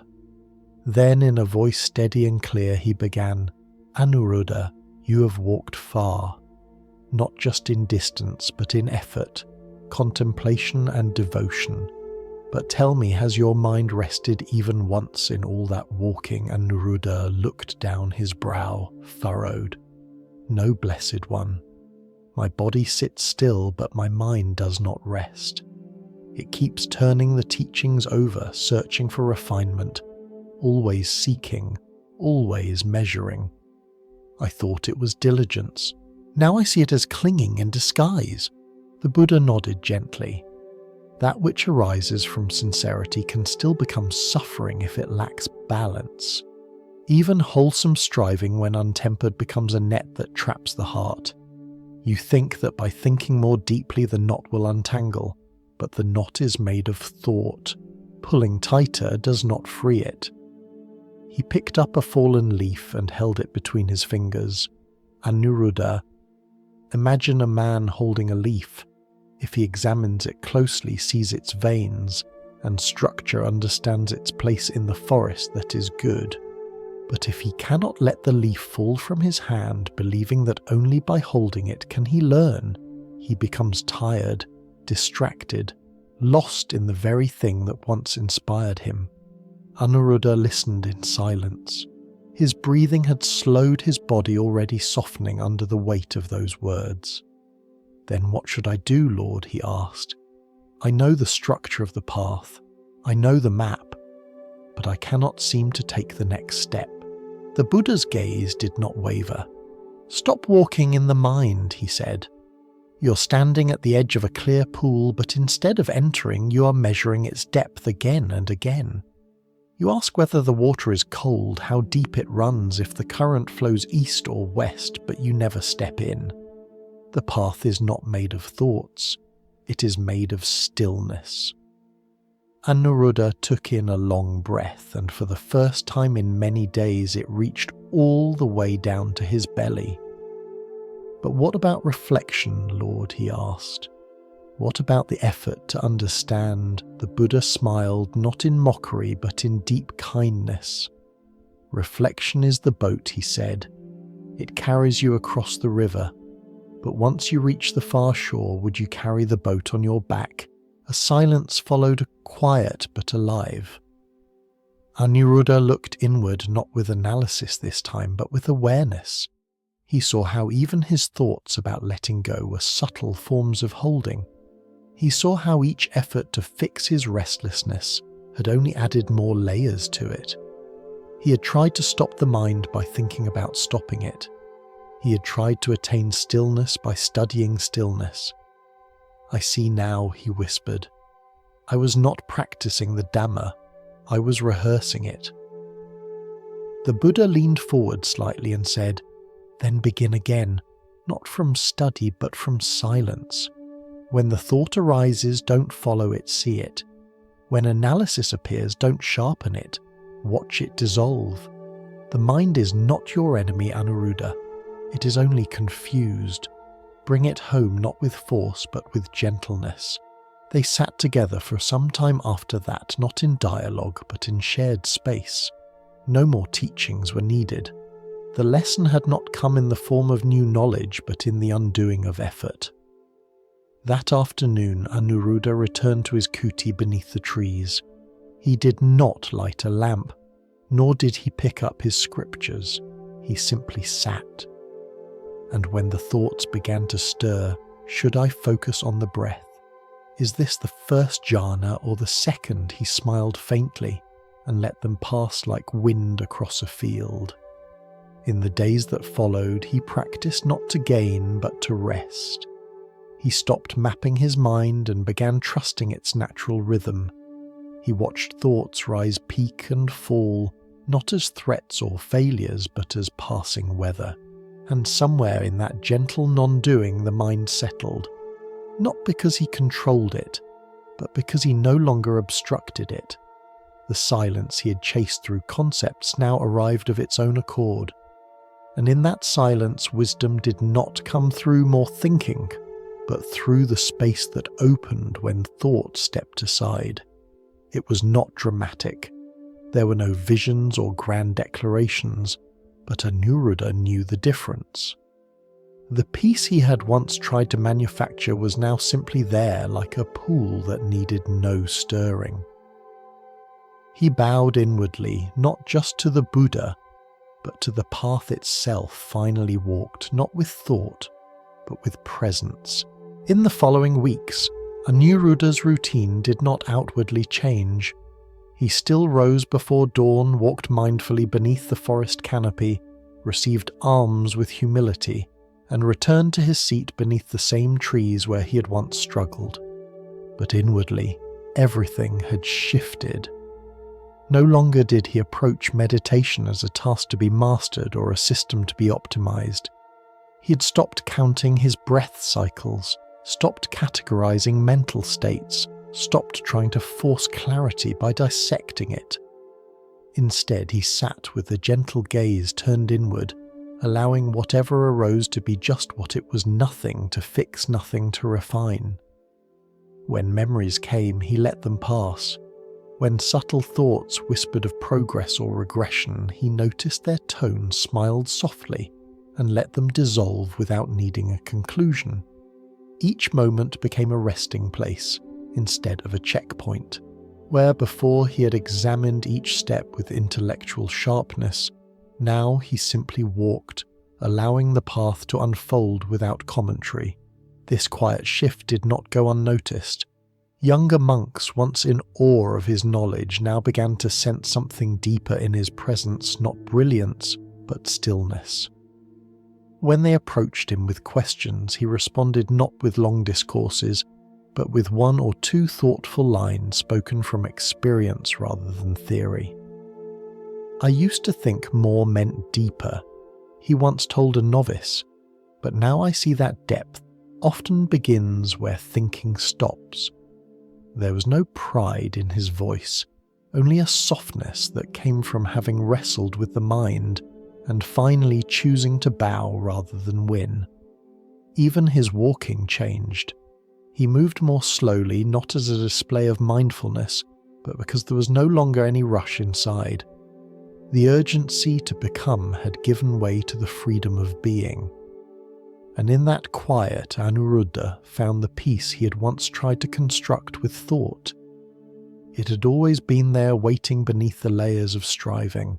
Years later, when asked how one should train the mind, Anuruddha no longer spoke of stages or structures. He simply said, "Like clouds passing through an open sky, let the mind come, let it go, but do not follow." His own journey had taught him that even the subtlest attachment to thinking, especially when cloaked as practice, could become a veil between the heart and true stillness. He became a refuge for those who struggled not with defilements, but with the pressure to understand too much. The monks who sat near him often said that his silence felt fuller than most teachings, and perhaps that was the final gift of his transformation, not an answer to be written down, but the lived reminder that peace is not reached by adding more thought, but by meeting each thought without resistance. From that stillness, the Dhamma no longer needed to be remembered. It revealed itself quiet, clear, and already complete. Story 7. The Scholar Who Loved to Argue.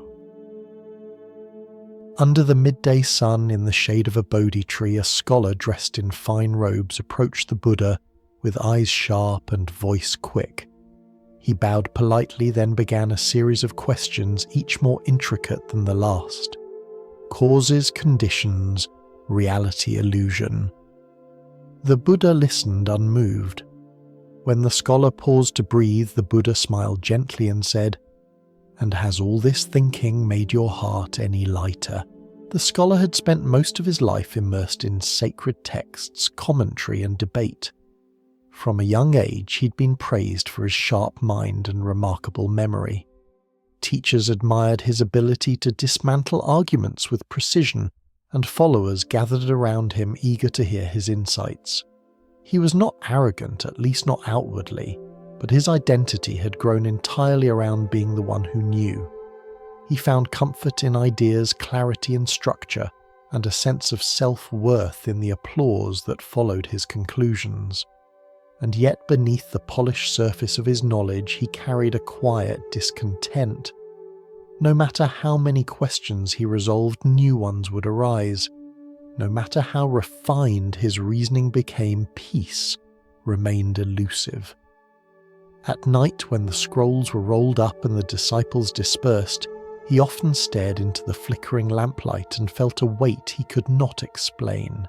Something within him remained unsatisfied, not from lack of understanding, but perhaps from too much of it. He began travelling not just to teach, but to search. His debates took him from city courts to remote hermitages, hoping someone somewhere might offer a glimpse of the calm he himself had never felt. Then he heard of the Buddha, not merely a philosopher, but someone said to embody wisdom itself. Intrigued and challenged, he set out to find this teacher, determined to test the depth of his teachings. When he arrived at the monastery, he expected discourse. He came armed with questions shaped by decades of study on karma rebirth, the origin of suffering, the nature of consciousness. He delivered them with confidence, each one carefully worded like arrows drawn from a well-ordered quiver. But what he received was not the counter-argument he anticipated. The Buddha did not engage in the battle of logic. He simply asked, "Has all this thinking made your heart any lighter?"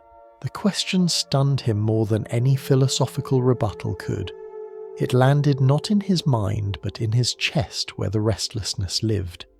He tried to recover, offering more refined points, drawing from scriptures invoking logic, but the Buddha remained still. The scholar felt a strange unease growing in him. He had never lost a debate, but this was not a debate. It was something else, something disarming, unsettling. It felt as if the Buddha were holding up a mirror not to his arguments, but to the part of him that was always arguing.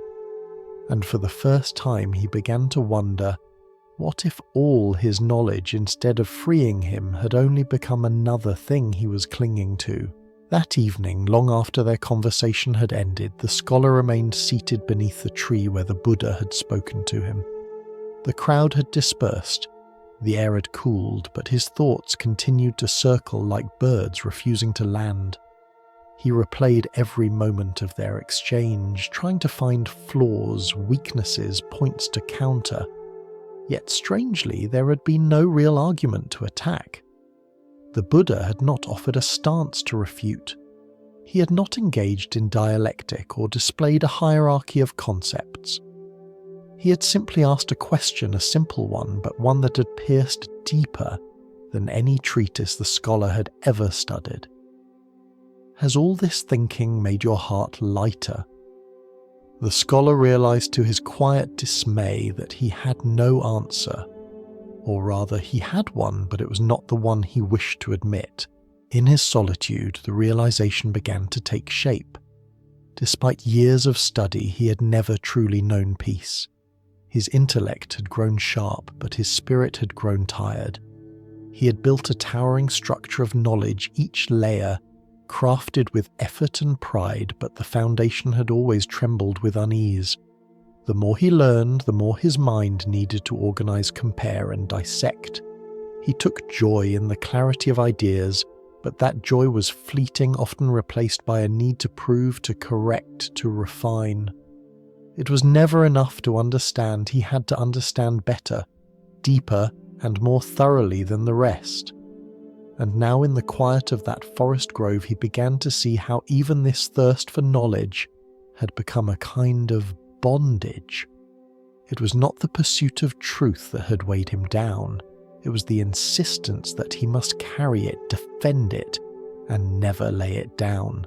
He remembered a teaching he had once read describing the mind as a raft used to cross a great river. At the time he had admired the metaphor for its elegance, but now it returned to him with new meaning. Had he become the man who, after crossing the river, insisted on carrying the raft on his back? Was all this thinking once useful but now only a burden? The thought stirred something deeper than doubt. It stirred grief. Grief for the years spent clinging to words instead of silence, to certainty instead of presence. Grief for the people he had dismissed because their wisdom was not wrapped in logic. Grief most of all for never having truly rested. His shoulders ached not from physical labour, but from the invisible weight of always needing to know. That night he could not sleep. He sat upright beneath the moon, the scriptures and commentaries of his life swirling through his mind not as anchors, but as waves. He did not despise them. He still loved the Dharma, still revered the pursuit of understanding. But now he saw that there was a time to question, and a time to be quiet, a time to study the raft, and a time to let it go. For the first time in memory, he did not try to resolve his restlessness. He did not reach for a better idea. He simply sat with the ache of unknowing, letting it expand through him without resistance. And in that stillness, something within him began to shift, not through addition, but through release. He began to suspect that true wisdom might not be what he could hold in his mind, but what he was finally willing to set down. The next morning, as the sun stretched slowly over the forest canopy and lit the monastery grounds with gentle warmth, the scholar returned to the Buddha, not with a scroll in hand or a fresh batch of questions, but with a silence he did not yet know how to name. He sat on the earth without preamble, his robe still slightly creased from the restless night, his eyes not demanding but searching in a new way. The Buddha was seated where he had been the day before, as if time itself had not moved him. The space between them was quiet, but not empty. The scholar bowed once slowly and said, "Master, I have spent years seeking knowledge, yet I see now that I have never truly sought freedom. I have held on to concepts like treasures, but my hands are full and my heart remains heavy. I don't know how to put them down." The Buddha did not answer immediately. He regarded the man before him not as a challenger, but as a fellow traveller finally ready to leave his map behind and walk. With a voice steady and unhurried, the Buddha said, "Imagine a man builds a raft across a wide river. He uses reeds, branches, and skill to construct it. He places it in the water and rows across, reaching the far shore. Grateful, he lifts the raft onto his shoulders and begins walking, carrying it through forests and villages. Wherever he goes, he tells people how the raft saved him. But after some time, the weight becomes unbearable. Would it be wise then for him to keep carrying the raft just because it was once useful?" The scholar shook his head. "No, Lord, it would not." And yet the Buddha continued, "Many carry their ideas the same way. They mistake the means for the end. Thought can guide us. Words can point the way. But once you see, you must stop pointing and begin walking. Otherwise, the very tools that helped you cross the river will become the burden that keeps you from resting." The scholar looked down his mind, already attempting to categorize the parable, to place it within the structure of teachings he had memorized. But he stopped himself. For once, he did not need to explain the teaching. He needed only to feel its truth. But how, he asked softly, does one know which thoughts to set down and which to keep? The Buddha answered, "If a thought brings you closer to stillness, to clarity, to compassion, carry it for a while, then let it rest. If a thought stirs restlessness, pride, or fear, it may be clever, but it is not wise. Wisdom is not cleverness. It is the art of knowing when to stop thinking." The words were not philosophical, they were practical, intimate, spoken like a man who had walked through the very same tangle of overthinking and emerged on the other side with nothing left to prove. The Buddha continued, "You do not need to throw your knowledge away, but you must stop gripping it. Let it rest beside you like tools placed down after building a home. You do not sleep with your hammer in hand. Why then do you sleep with your thoughts still clenched?" The scholar let out a breath he hadn't realized he was holding. His shoulders, tense for decades, softened by a fraction. "But what will remain?" he asked, "if I stop holding on to what I know?" The Buddha's eyes remained kind. "Then you will begin to see not through comparison or analysis, but directly clearly. The mind that sees without clinging is the mind that is free. It does not deny thought. It simply stops bowing to it." A breeze moved through the leaves above them, and the Buddha fell silent, as if allowing the forest itself to finish the teaching. The scholar did not speak again. He sat with those words, letting them settle without resistance. He saw himself suddenly not as a master of knowledge, but as a man standing on a shore with a raft still strapped to his back. He thought of the years he had defended theories, corrected others, sharpened arguments, all of it sincere, all of it well-intentioned. And yet beneath it all there had always been a quiet fear that without all of that he would be no one. Now he understood. He would not be no one. He would simply be uncluttered, unburdened, unguarded. Not empty, but present. The Buddha rose slowly, his movement as quiet as his words. "Let thought serve your path," he said, "but do not confuse it with the path itself. Like a raft, it has its place, but the shore you seek cannot be reached by carrying what was only meant to carry you." With that, he stepped away, disappearing down the shaded path toward the monastery, leaving the scholar alone once more. But this time the solitude felt different.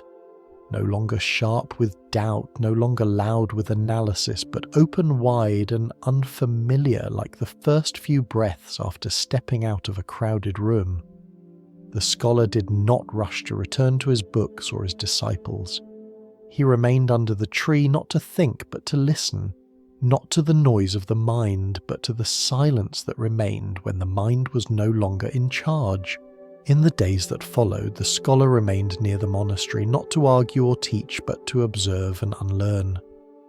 He did not abandon his knowledge, nor did he suddenly forget the texts he had once quoted with ease. But now he carried them differently. He no longer recited verses to impress or to win debates. Instead, he would pause mid-sentence, asking himself softly, "Is this bringing stillness or just sound?"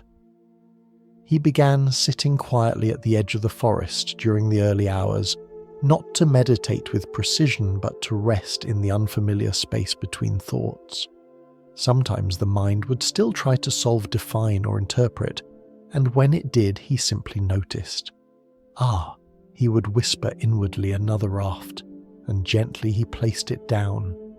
Slowly he began to trust that what could not be solved by thought might not need solving at all. It might simply need space. His disciples were confused at first. Where was their sharp-tongued teacher, the man who once filled halls with discourse and never hesitated to correct a flawed premise? They still came with questions, and he still listened, but now, more often than not, he responded with silence or with a question of his own that pointed inward instead of outward. Some grew frustrated, others curious. One young student asked him, "Master, do you still believe in the teachings?" And the scholar replied, "I believe in them more than ever. That is why I now live them instead of arguing over their shape."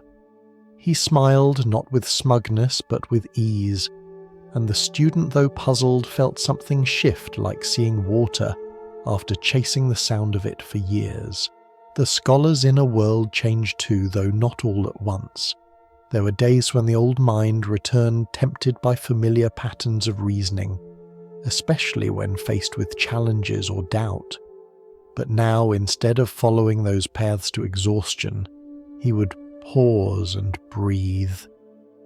He began using simple tasks as practice, sweeping the courtyard, collecting firewood, serving tea. Each motion became an opportunity to be present without narrating, without analyzing. He noticed how much of his previous life had been lived from the neck up.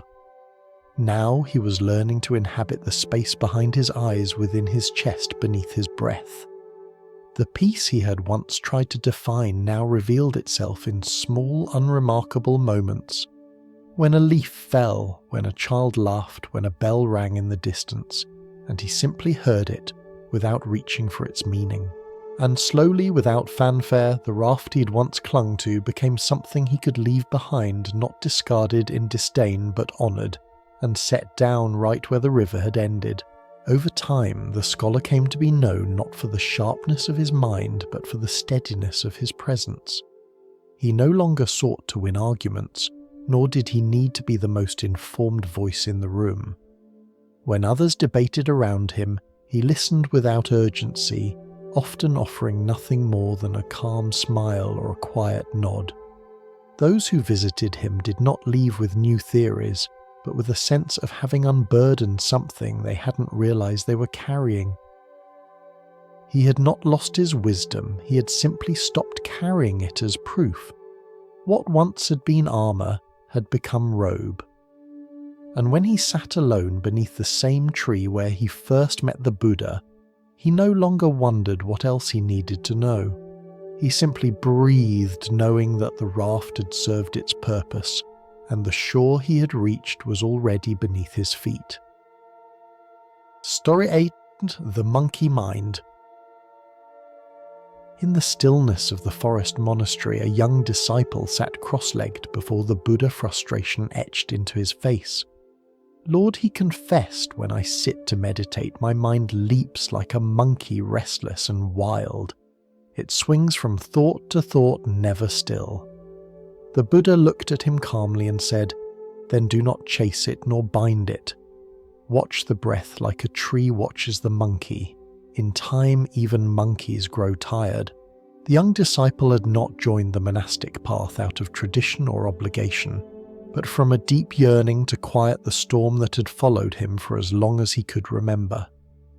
Even as a child, his mind had been quick, bright, alert, endlessly curious. But with that sharpness came restlessness. He could never sit still, not truly. While his body could remain in one place, his thoughts darted through memories, plans, comparisons, and anxieties.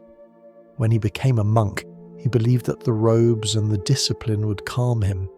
He thought silence would bring stillness. And for a time the structure helped.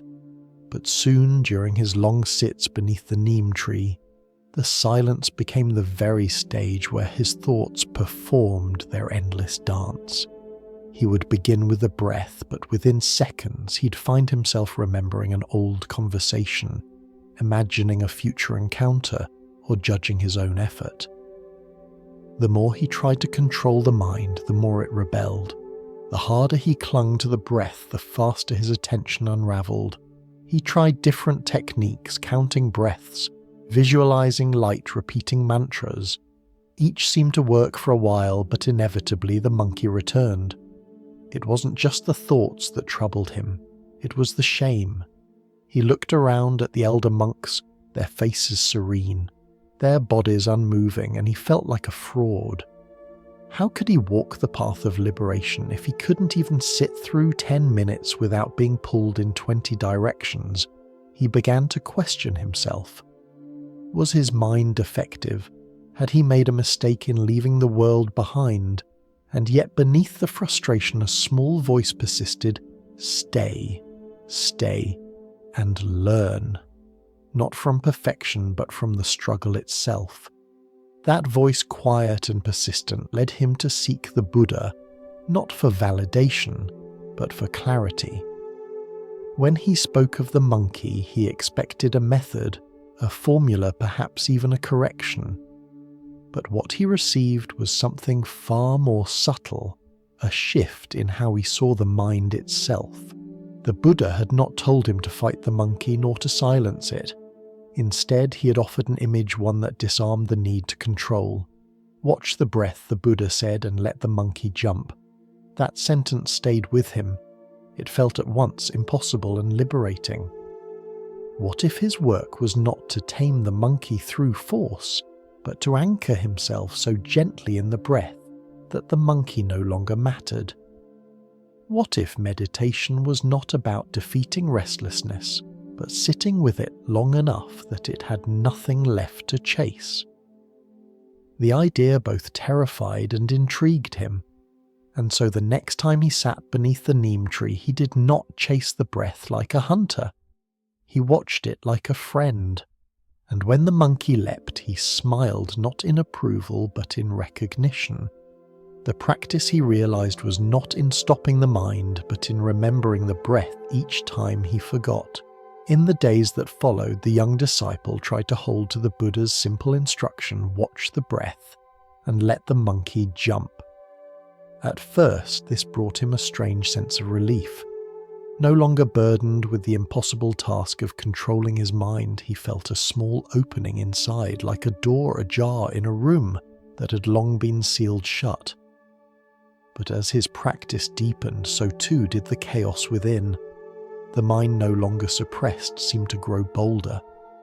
Old memories he had forgotten began to surface, some tender, others sharp. He relived moments of failure conversations that had never resolved desires he thought he'd left behind. The monkey was no longer just jumping, it was screaming, swinging, taunting. And each time he tried to return to the breath, it felt like grasping at mist. His chest grew tight, his legs ached, and he began to dread the sitting mat. Though he had stopped fighting the monkey, he realized he had not yet learned how to truly sit with it. One evening, after an especially turbulent session, where his thoughts had pulled him in every direction, he left the hall feeling defeated. The moon was rising above the treetops, casting pale light on the quiet earth. But there was no peace in him. He wandered toward the edge of the forest where the trees grew dense and the air held the scent of damp leaves. There alone he fell to his knees and whispered, "I can't do this."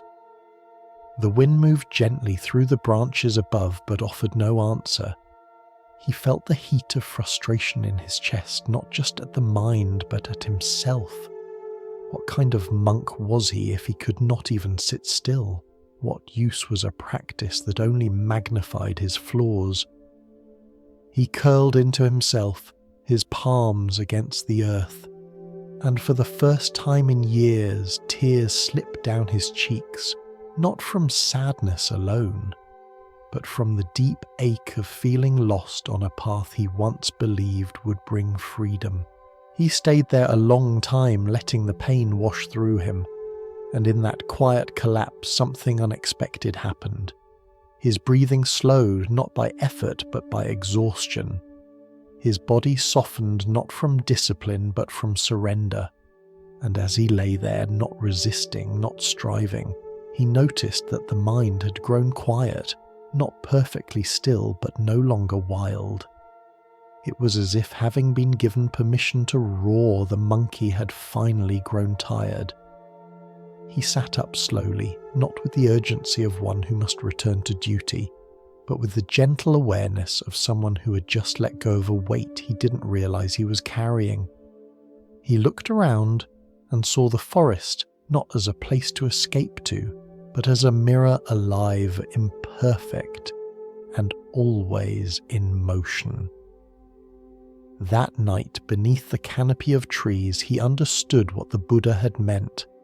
The mind did not need to be silenced. It needed to be seen again and again until it saw no need to perform. The next morning, with sleep still soft in his eyes, and the coolness of the forest air clinging to his robes, the young disciple returned to the Buddha, not for answers but for understanding.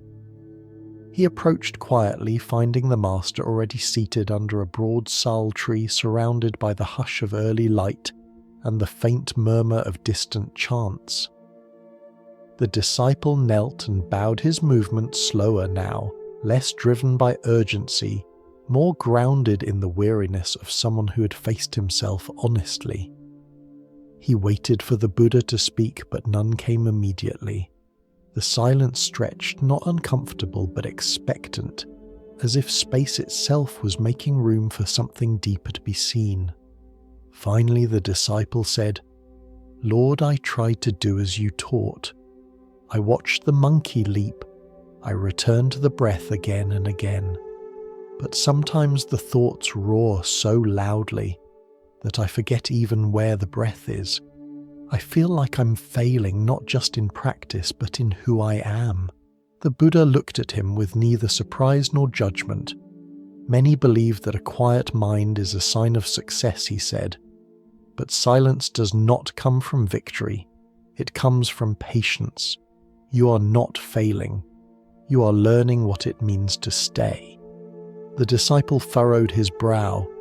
"But the mind, Lord, it never stops moving.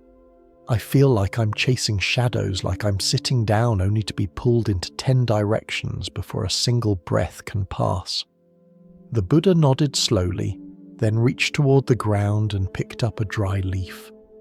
"The mind is like this," he said, turning the leaf in his fingers, light easily moved by the wind, but the breath he added is the earth beneath it. You do not need to stop the leaf from moving. You need only to remember the ground it lands on. He continued, "When the mind leaps, let it leap. Do not chase after it and do not punish it.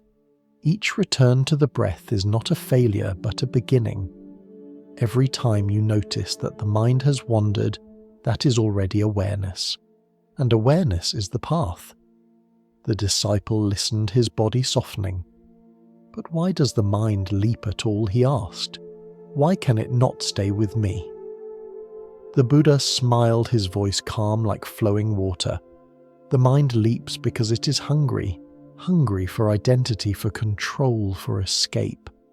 It jumps from branch to branch, chasing fruit that never satisfies. But if you do not feed it, if you do not follow, do not resist, it grows weary. Not because you force it to stop, but because it sees that there is nowhere left to go."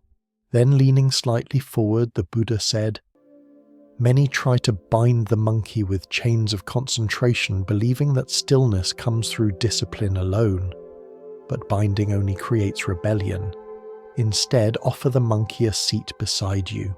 Let it tire itself out while you remain with the breath. When it sees that you are not reacting, not panicking, not demanding silence, it will slowly begin to rest.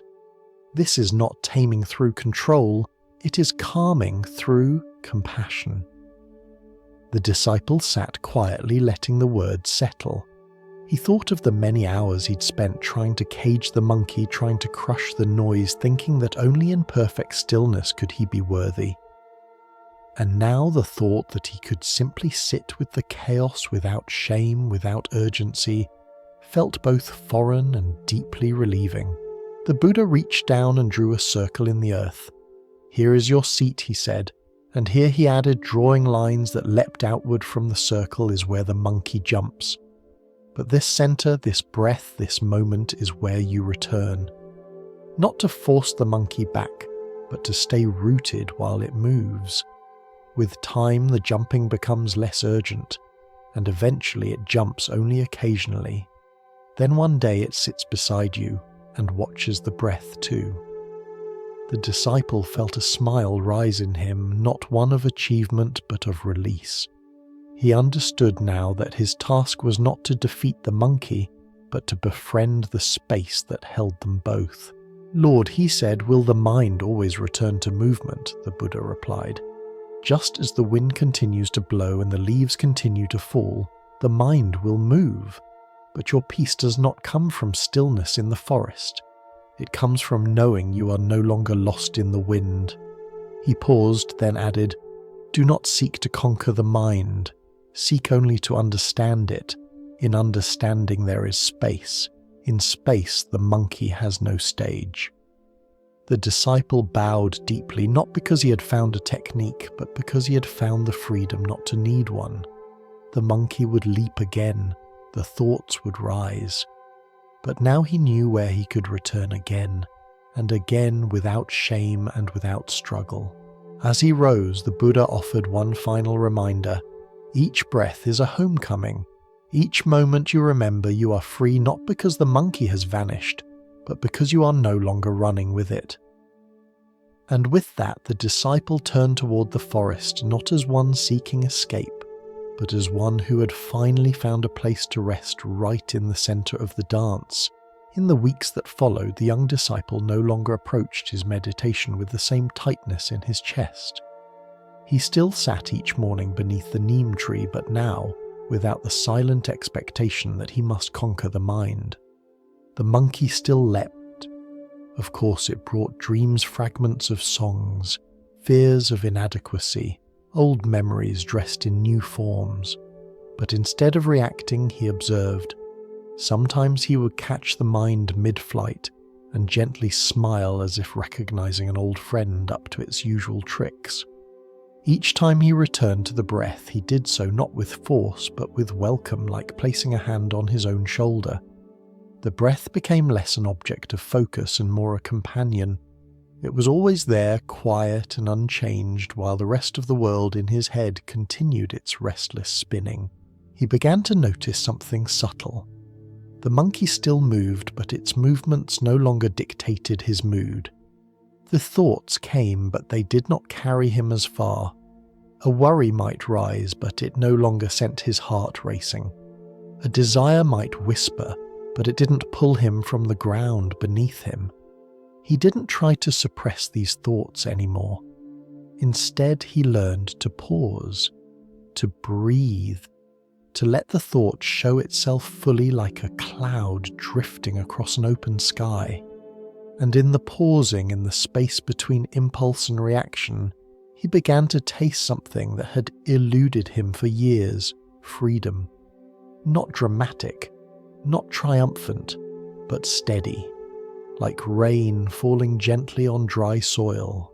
His practice extended beyond the sitting mat. While washing robes, he would notice the rhythm of water.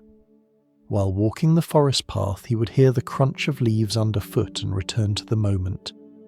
When someone spoke to him, he would listen more fully, no longer distracted by internal commentary. He became a little quieter, not out of restraint, but because there was less urgency to speak. The monks who once saw him as overly intense now found him calm, easier to be around, as if the air around him had softened. He didn't try to teach them what had changed. He simply lived it. Each breath, each return, each moment of watching the monkey without feeding it, this became his path. And slowly, with patience and practice, the monkey grew less wild. Not because it had been tamed, but because it no longer needed to perform. It had been seen it had not been judged, and in that it too found rest. Over time, the disciple no longer spoke of battling the mind or waiting for perfect stillness. He understood now that peace was not the absence of thoughts, but the presence of awareness. The monkey still stirred from time to time, but its movements no longer unnerved him. He had stopped needing the mind to be quiet in order to be at ease. Instead, he rested in the breath, the moment, the unshaken ground beneath all passing motion. Others began to notice the quietness in him, not silent in speech, but silent in struggle. When younger monks came to him overwhelmed by restless minds, he would smile and say, "Let the monkey jump. Just keep returning." And with that he would close his eyes, not to escape, but to return again to the soft rhythm of breathing. In that simple act he carried the stillness not as a goal, but as a companion always near, never forced. Story 9. Khema and the Illusion of Beauty. In the quiet shade of the monastery garden, where the wind moved gently through the bamboo khema, sat alone, her face serene, yet her mind unsettled. Though she had taken the robe and shaved her head, traces of vanity still echoed within her thoughts. One afternoon, sensing her quiet struggle, the Buddha approached and asked softly, "Tell me, Khema, when you see beauty, what is it that you truly see? And what is it you cling to?" Before ordaining, Khema had been renowned for her beauty. Born into a noble family, she'd been praised and adorned from a young age. Her reflection in polished mirrors was met with admiration, and she carried herself with the grace of one who knew the world's approval. Even after entering the monastic path, the echoes of that praise lingered in her mind like perfume clinging to old silk. Though she followed the precepts with care and practiced meditation daily, there were moments when her hand would drift to her face, wondering if time had softened the features she once guarded so closely. In the stillness of the monastery, where robes replaced jewelry and silence replaced flattery, she discovered that her struggle was no longer with the world outside, but with the subtle, clinging to an image she had carried within. No one commented on her appearance anymore, and yet she found herself watching the expressions of others, sensing approval or disinterest like whispers in the wind. She felt ashamed of this attachment, yet it refused to release her. She did not speak of it, believing such thoughts unworthy of one who had taken vows. And so the inner conflict deepened on the surface. She was a nun, composed and diligent, but within she wrestled with a ghost of identity. When she saw younger novices untouched by vanity, she envied their freedom. When she caught a glimpse of her reflection in the water basin, her thoughts would drift toward judgment. Her meditation became difficult. Sitting in silence, the thoughts arose. Was she aging? Did renunciation strip her of something essential? Was her worth now invisible, lost without the beauty that once defined her? These questions swirled, and with them came the heaviness of self-doubt. She began to understand that while she had walked away from the world, she had not yet walked away from herself, not fully.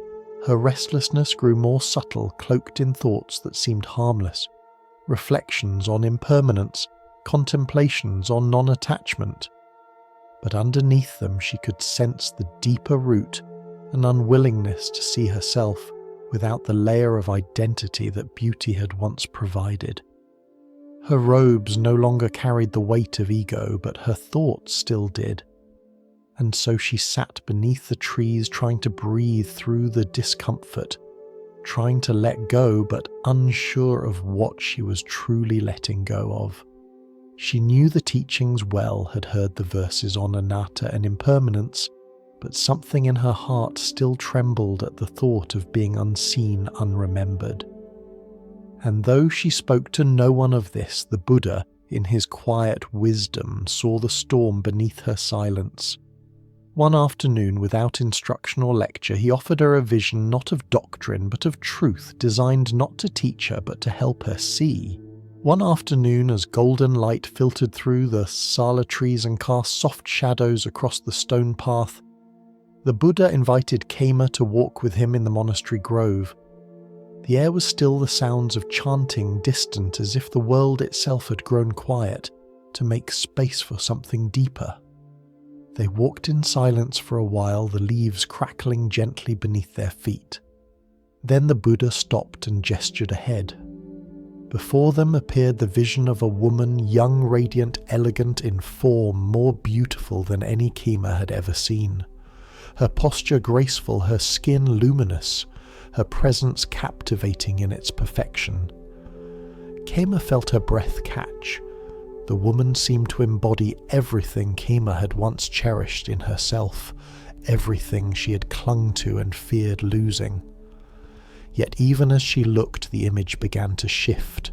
Slowly, the woman's form aged before her eyes, youth giving way to the heaviness of middle years, brightness dulled by fatigue, beauty waning with the slow encroachment of time. Khema could not look away. Her heart, startled and confused, felt exposed, as though her deepest thoughts were being reflected in the air before her. The woman grew older still, her back curved. Her skin sagged, her eyes dimmed.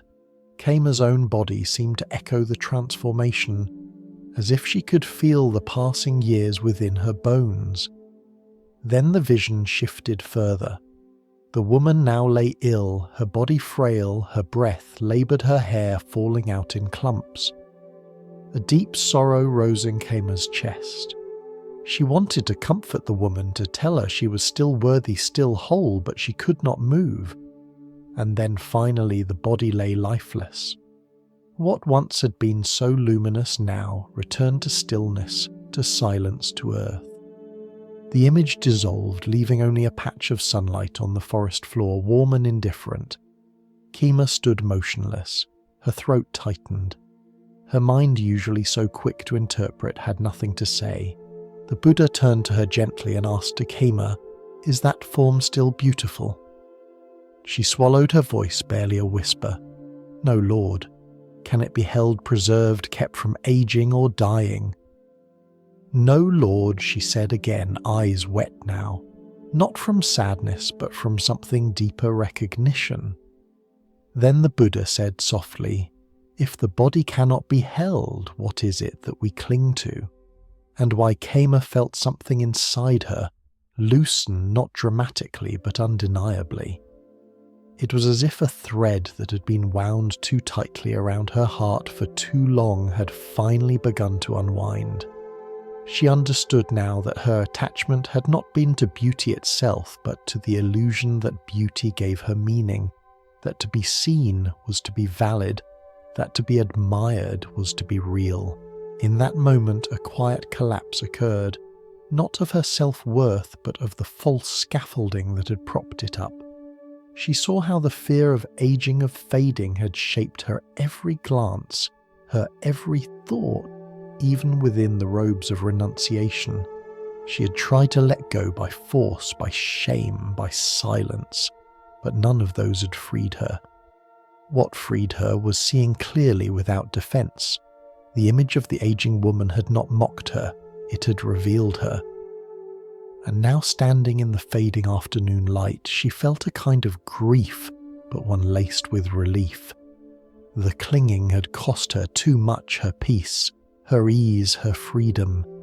And now that she had seen it for what it was, impermanent, hollow, borrowed, it no longer held her. She bowed deeply before the Buddha, not to honour him as a master, but to honour the moment of seeing that had set something inside her free. They returned in silence to the monastery courtyard, the soft crunch of gravel beneath their feet the only sound between them. But inside Khema something had shifted so profoundly that silence was the only true response. She did not rush to speak, nor did the Buddha press her to explain. She simply walked with him, feeling both stripped and lightened, as though she had laid down a heavy robe she hadn't known she was wearing. Later that evening, when the sun had lowered beyond the trees and the sky glowed with the warm hue of dusk, Khema approached the Buddha again and sat before him. Her face was calm but not serene in the usual way.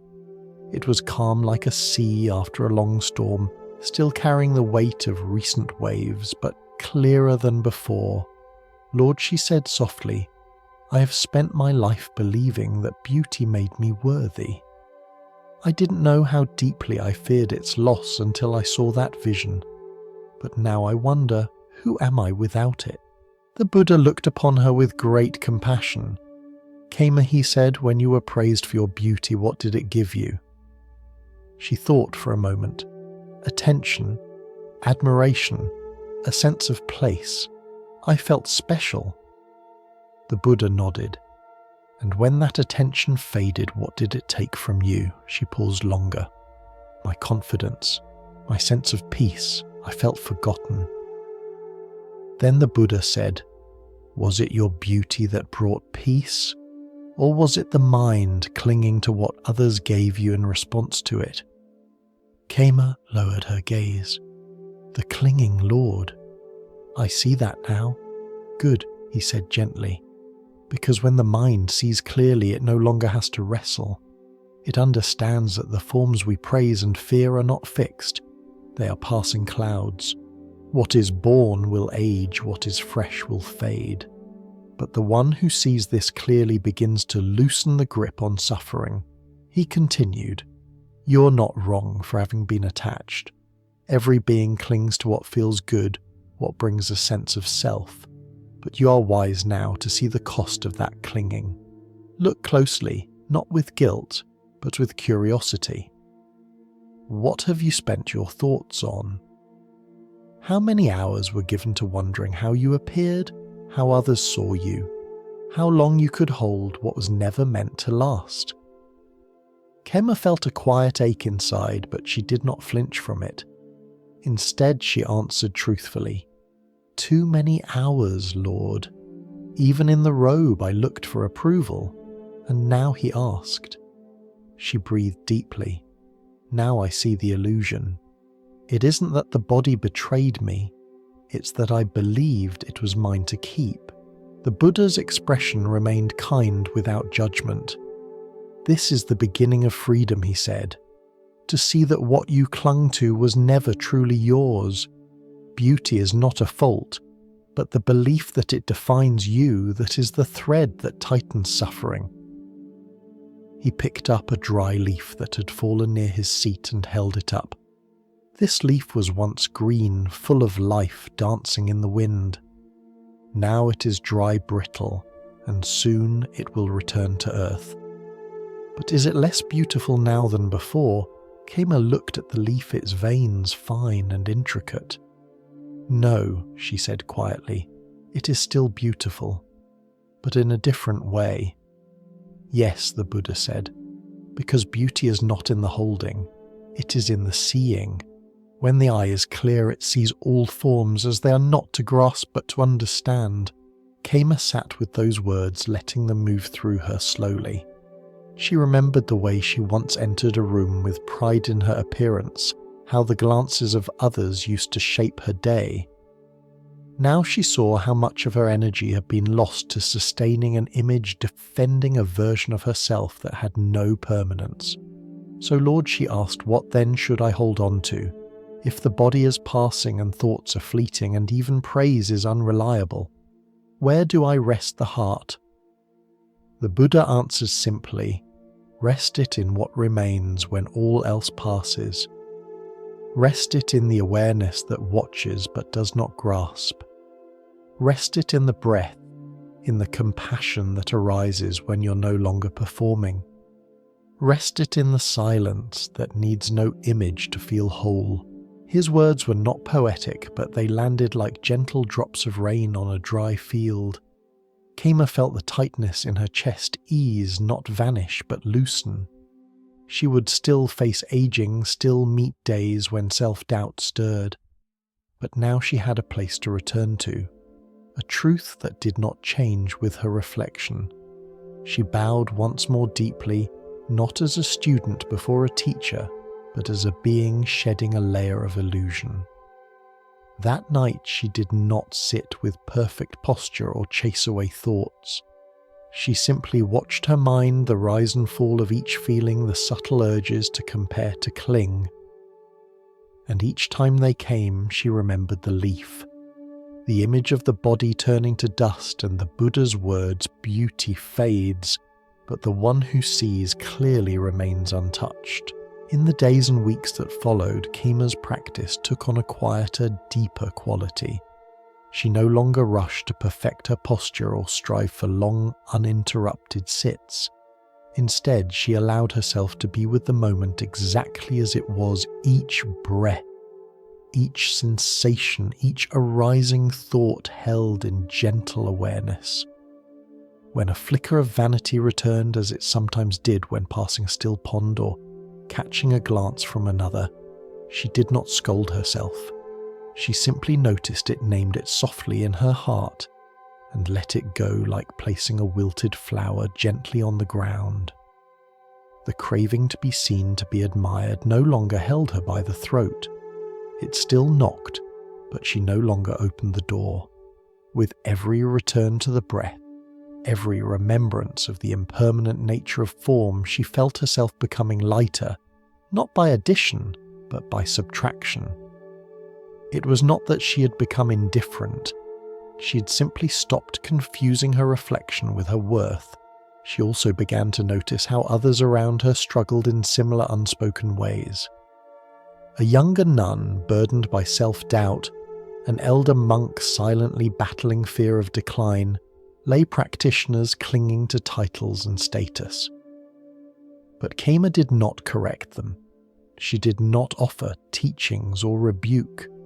Instead, she began to embody a presence that offered space, When someone came to her with worry or confusion, she listened fully without judgment, without interruption. Her words were few, but when she spoke, it was from a place of knowing, not intellect. The body is not a fault, she once told a novice who wept over a scar, but a reminder. You're not here to be perfect. You're here to be free. And somehow that truth landed more deeply than any long sermon could. Her meditations deepened not through technique, but through intimacy. She no longer sought escape from her thoughts, nor pushed away feelings that rose. Instead, she met them all like passing travellers, welcomed, seen, and released. The clarity that arose was not loud or dramatic. It was steady like the moon rising through clouds, and with it came compassion not only for herself, but for all beings tangled in the illusion of identity. Each time she closed her eyes, she returned not to escape the world, but to remember what she truly was beneath its projections. The mirror had shattered, but in its place was something gentler, a quiet space where she could finally rest without having to be anyone at all. Years later, Khema's face had changed, with timelines tracing where laughter and tears had passed, but the peace within her had only grown clearer. She no longer measured herself by the smoothness of skin or the glances of others. When asked about the path, she would simply say, I used to look for myself in the mirror. Now I find myself in stillness. Those who met her felt not the presence of a former beauty, but the depth of someone who had seen through illusion and stayed kind. She walked slowly, listened deeply, and when silence came, she let it stay. The body she once feared to lose had become a vessel for truth, not pride. And in that quiet realization, she no longer needed to be admired, remembered, or praised, because she had learned to rest in something the world could not offer, and time could not take the freedom of knowing she was never the image to begin with. Story 10.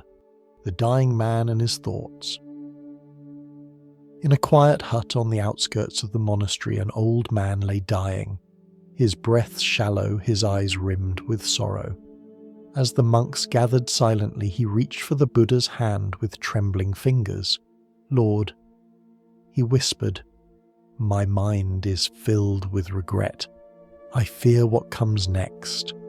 The Buddha looked at him gently and said, even now your thoughts are seeds. What you choose to water will follow you. The old man had not always lived near the monastery. In his youth he had been a merchant, sharp, ambitious, and unafraid to make decisions that tilted fortune in his favour, even if it meant stepping over others. He had tasted success, early accumulating wealth influence, and the praises that come with worldly power. But along with that came mistakes, harsh words spoken to loved ones, dishonesty justified by profit, moments of cruelty hidden beneath the name of strategy. As age crept in and his body slowed, he began to feel the weight of his past like stones beneath the surface of a quiet pond. Regret had not come suddenly. It had grown slowly, arriving in the still moments between sleep and waking, or when the laughter of children reminded him of the son he had grown distant from. In recent years, he had retreated from the world, donating land to the Sangha and offering meals to passing monks, hoping perhaps that his past could be softened by good deeds. Though outwardly generous, his nights remained restless. Memories returned like echoes, faces he had wronged, kindnesses he had withheld. And now, as his body grew weaker and the shadow of death approached, those echoes became louder. The mind, once sharp for negotiation, now wandered through fields of remorse. When word reached the Buddha that the old man lay dying, he came not as a distant teacher, but as a presence of deep compassion. The man looked up, eyes brimming with unshed tears, and said, Lord, I have lived wrongly. The things I should have cherished I ignored. The people I hurt, I see them all now. I am afraid. The Buddha sat beside him, resting a hand near his shoulder. not to fix or erase, but simply to be there. The past, the Buddha said, is like water that has already flowed. You cannot dam it. But the stream of this moment is still within your reach. The old man blinked slowly, confusion and hope mingling in his gaze.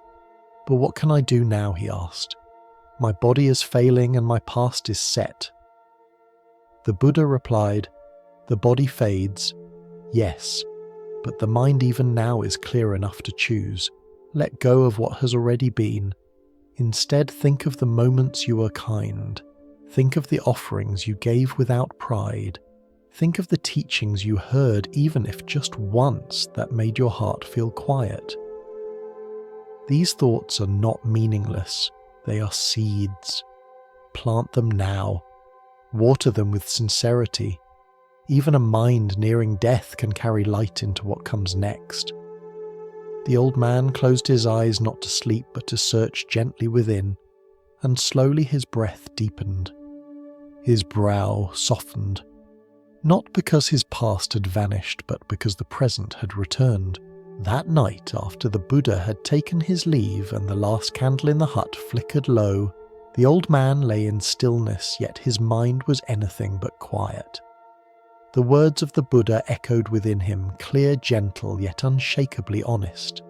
And for a moment he felt peace beginning to form like dew in the early hours.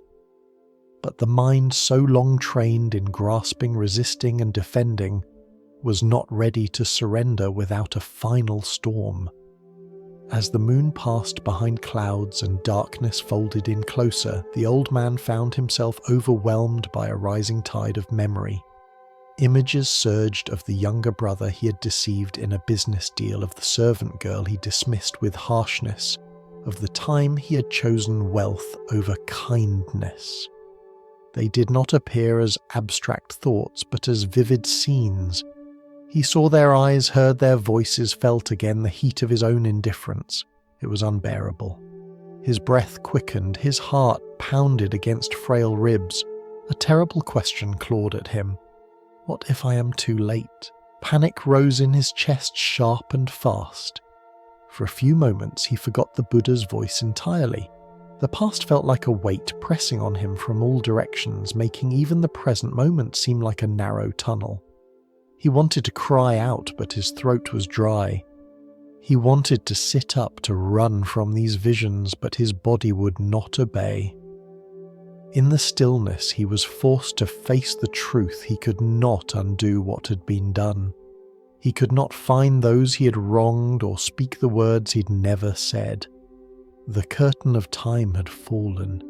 Shame pressed heavy against his chest, and for a moment he wished the breath would simply stop to escape the torment. But even then a quieter voice within whispered, "This too is thought." That voice, so small yet persistent, was not his fear nor his guilt. It was a thread faint but firm, reaching back to the Buddha's teaching, that even now the mind has the power to choose its final gesture. Remembering this, he tried to shift his focus, not to deny the past, but to allow something else to enter. He searched his memory not for sins, but for sincerity. He recalled a child once not his own, whom he had given a warm meal to during a storm. He remembered the time he had spent hours listening to an old man speak of loss without turning away. He thought of the grove he had donated, now a home for monks to meditate beneath its trees. And slowly these images gathered strength, not in pride, but in presence. They were not grand gestures, but they were true. His breath began to settle. He realized then that he could not rewrite the story, but he could choose the ending, not by fantasy, but by awareness. A single tear rolled from his eye, not from grief, but from release. He saw clearly now the past was not a fixed prison. It was memory, and the present, even at the edge of a life, was still alive with choice. He did not need to carry everything with him. He only needed to let go of what he could not change and hold in these final breaths what was honest, humble and kind. The Buddha's words returned softer this time, like wind moving through leaves. Plant the seed now. Water it with sincerity. and so he did not with words, not with acts, but with the silence of a mind that even after a life of missteps had remembered how to bow. The following morning the sun rose slowly over the hills beyond the monastery, its soft light filtering through the thin paper walls of the dying man's hut. A young monk stepped inside with a bowl of warm water prepared to tend to the elder's needs. But the man was already awake, his eyes calm, no longer darting about like a trapped animal. There was a stillness to him that had not been there the day before. His breath remained shallow, but it no longer struggled. When the Buddha entered not long after, the old man turned his head with surprising clarity. "You came," he said, voice barely above a whisper. The Buddha nodded. "You called?" he replied as if it were the most natural thing in the world. The others stood back, allowing the moment to unfold between two beings, one nearing the final threshold, the other rooted in the clarity of boundless compassion. There was no rush in the Buddha's presence, no urgency to fix or erase, only space to meet what was. The man closed his eyes for a moment, then reopened them. "I remembered what you said," he whispered. "I tried to find the seeds, not the thorns, but it is hard. My mind wants to return to everything I did wrong." The Buddha sat beside him. "That is its habit," he said gently. "The mind thinks repetition will bring resolution, but regret does not purify the past. Only clarity does." The old man nodded slowly, the effort of listening woven with the labour of breathing. Then, how, he asked, do I leave this world with peace? The Buddha looked at him for a long moment, then said, "By seeing that what you carry is not who you are. A mistake repeated in memory becomes a prison, but a mistake seen clearly becomes a teacher. And when you see the lesson without clinging to the guilt, the lesson becomes your final act, not the mistake." The man's brow furrowed slightly. "But the harm I caused, doesn't it remain?" "Yes," the Buddha said. "Karma bears its fruit, but the mind that meets that fruit can still be free. Pain may visit you again in this life or another, but it will visit a different mind if you begin now. Not a mind of fear, but a mind of honesty and compassion. Even a single pure thought held sincerely can become the bridge between bondage and release."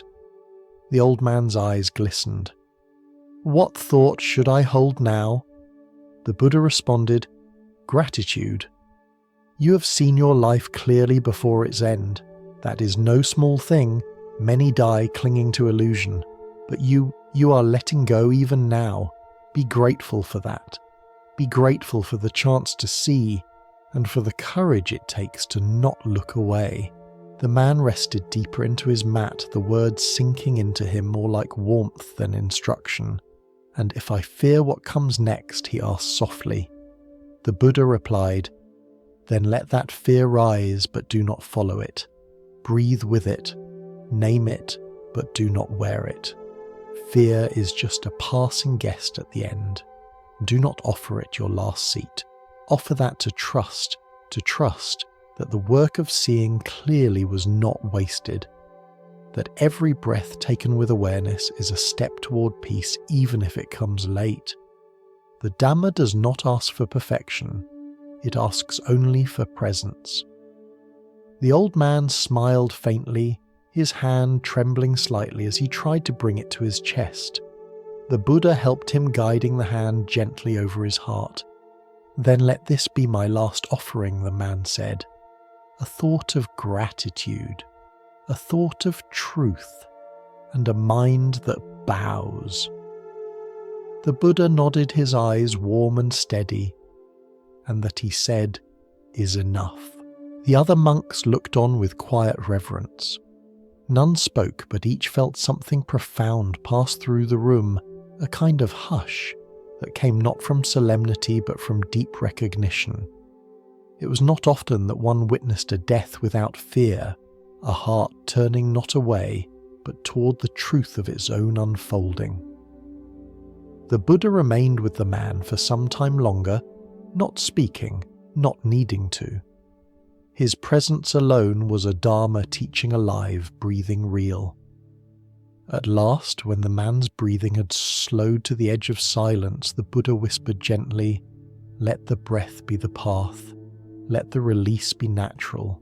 You do not need to go anywhere. Just let go of what was never truly yours." The man exhaled long and soft. His eyes remained open for a breath more, then closed.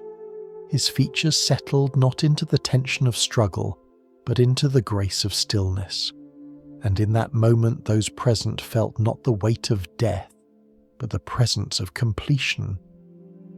A life once tangled in worldly concerns had in its final hours unravelled toward clarity. The Buddha turned to the disciples and said, "This is why the present is always the most powerful. Not the past which cannot be undone, not the future which cannot be known, but this breath, this thought, this seed. It is from here that awakening begins." And as the monks lowered their heads in silent reflection, they carried not sorrow, but a lesson that would live far beyond that small hut, that it is never too late to return to truth. After the man's passing word of his final moments spread quietly through the monastery grounds. Among the younger monks there was a sense of awe, not because his life had been spotless, but because his ending had been so clear. Some had known of his past, of the questionable decisions and regrets that once haunted him, but the way he had met death with eyes open, breath steady, and a mind anchored in truth became a quiet teaching among them. One novice asked an elder, "How could someone who lived so imperfectly die with such peace?" The elder replied, "Because peace is not earned by how long we are good, but by how honestly we meet ourselves when it matters." In the days that followed, the Buddha used the man's journey not as a tale of redemption, but as a reminder of the mind's quiet power. During one evening discourse, he said, "There is no better moment to plant the seed of awakening than the moment we remember to." For many monks, this changed how they practiced. They stopped chasing perfection and began to notice how often they clung to past failures as if penance could replace presence. Some began their meditations not by trying to silence the mind, but by simply witnessing where it still ached, where it still blamed, where it still feared. The dying man had shown them without grand speeches or outward miracles that even at the edge of death one can turn inward and find something honest. The transformation was not loud. It was not filled with visions or ecstasies. It was the simple human courage to stop running and sit down in the middle of the storm. And that lesson, so humble, so attainable, began to ripple through the community. Now when monks struggled with guilt or the pull of old desires, they remembered that final image a man once hardened by life, exhaling softly, choosing one last thought that opened into peace. Years passed, but the memory of the old man's final hours remained fresh in the hearts of those who witnessed it. He was not remembered for his wealth, nor for the mistakes that once defined him, but for the stillness he embodied at the very end, a stillness born not of denial but of honest seeing. His story was quietly shared with new novices, not as legend but as living instruction, that clarity does not belong to saints alone.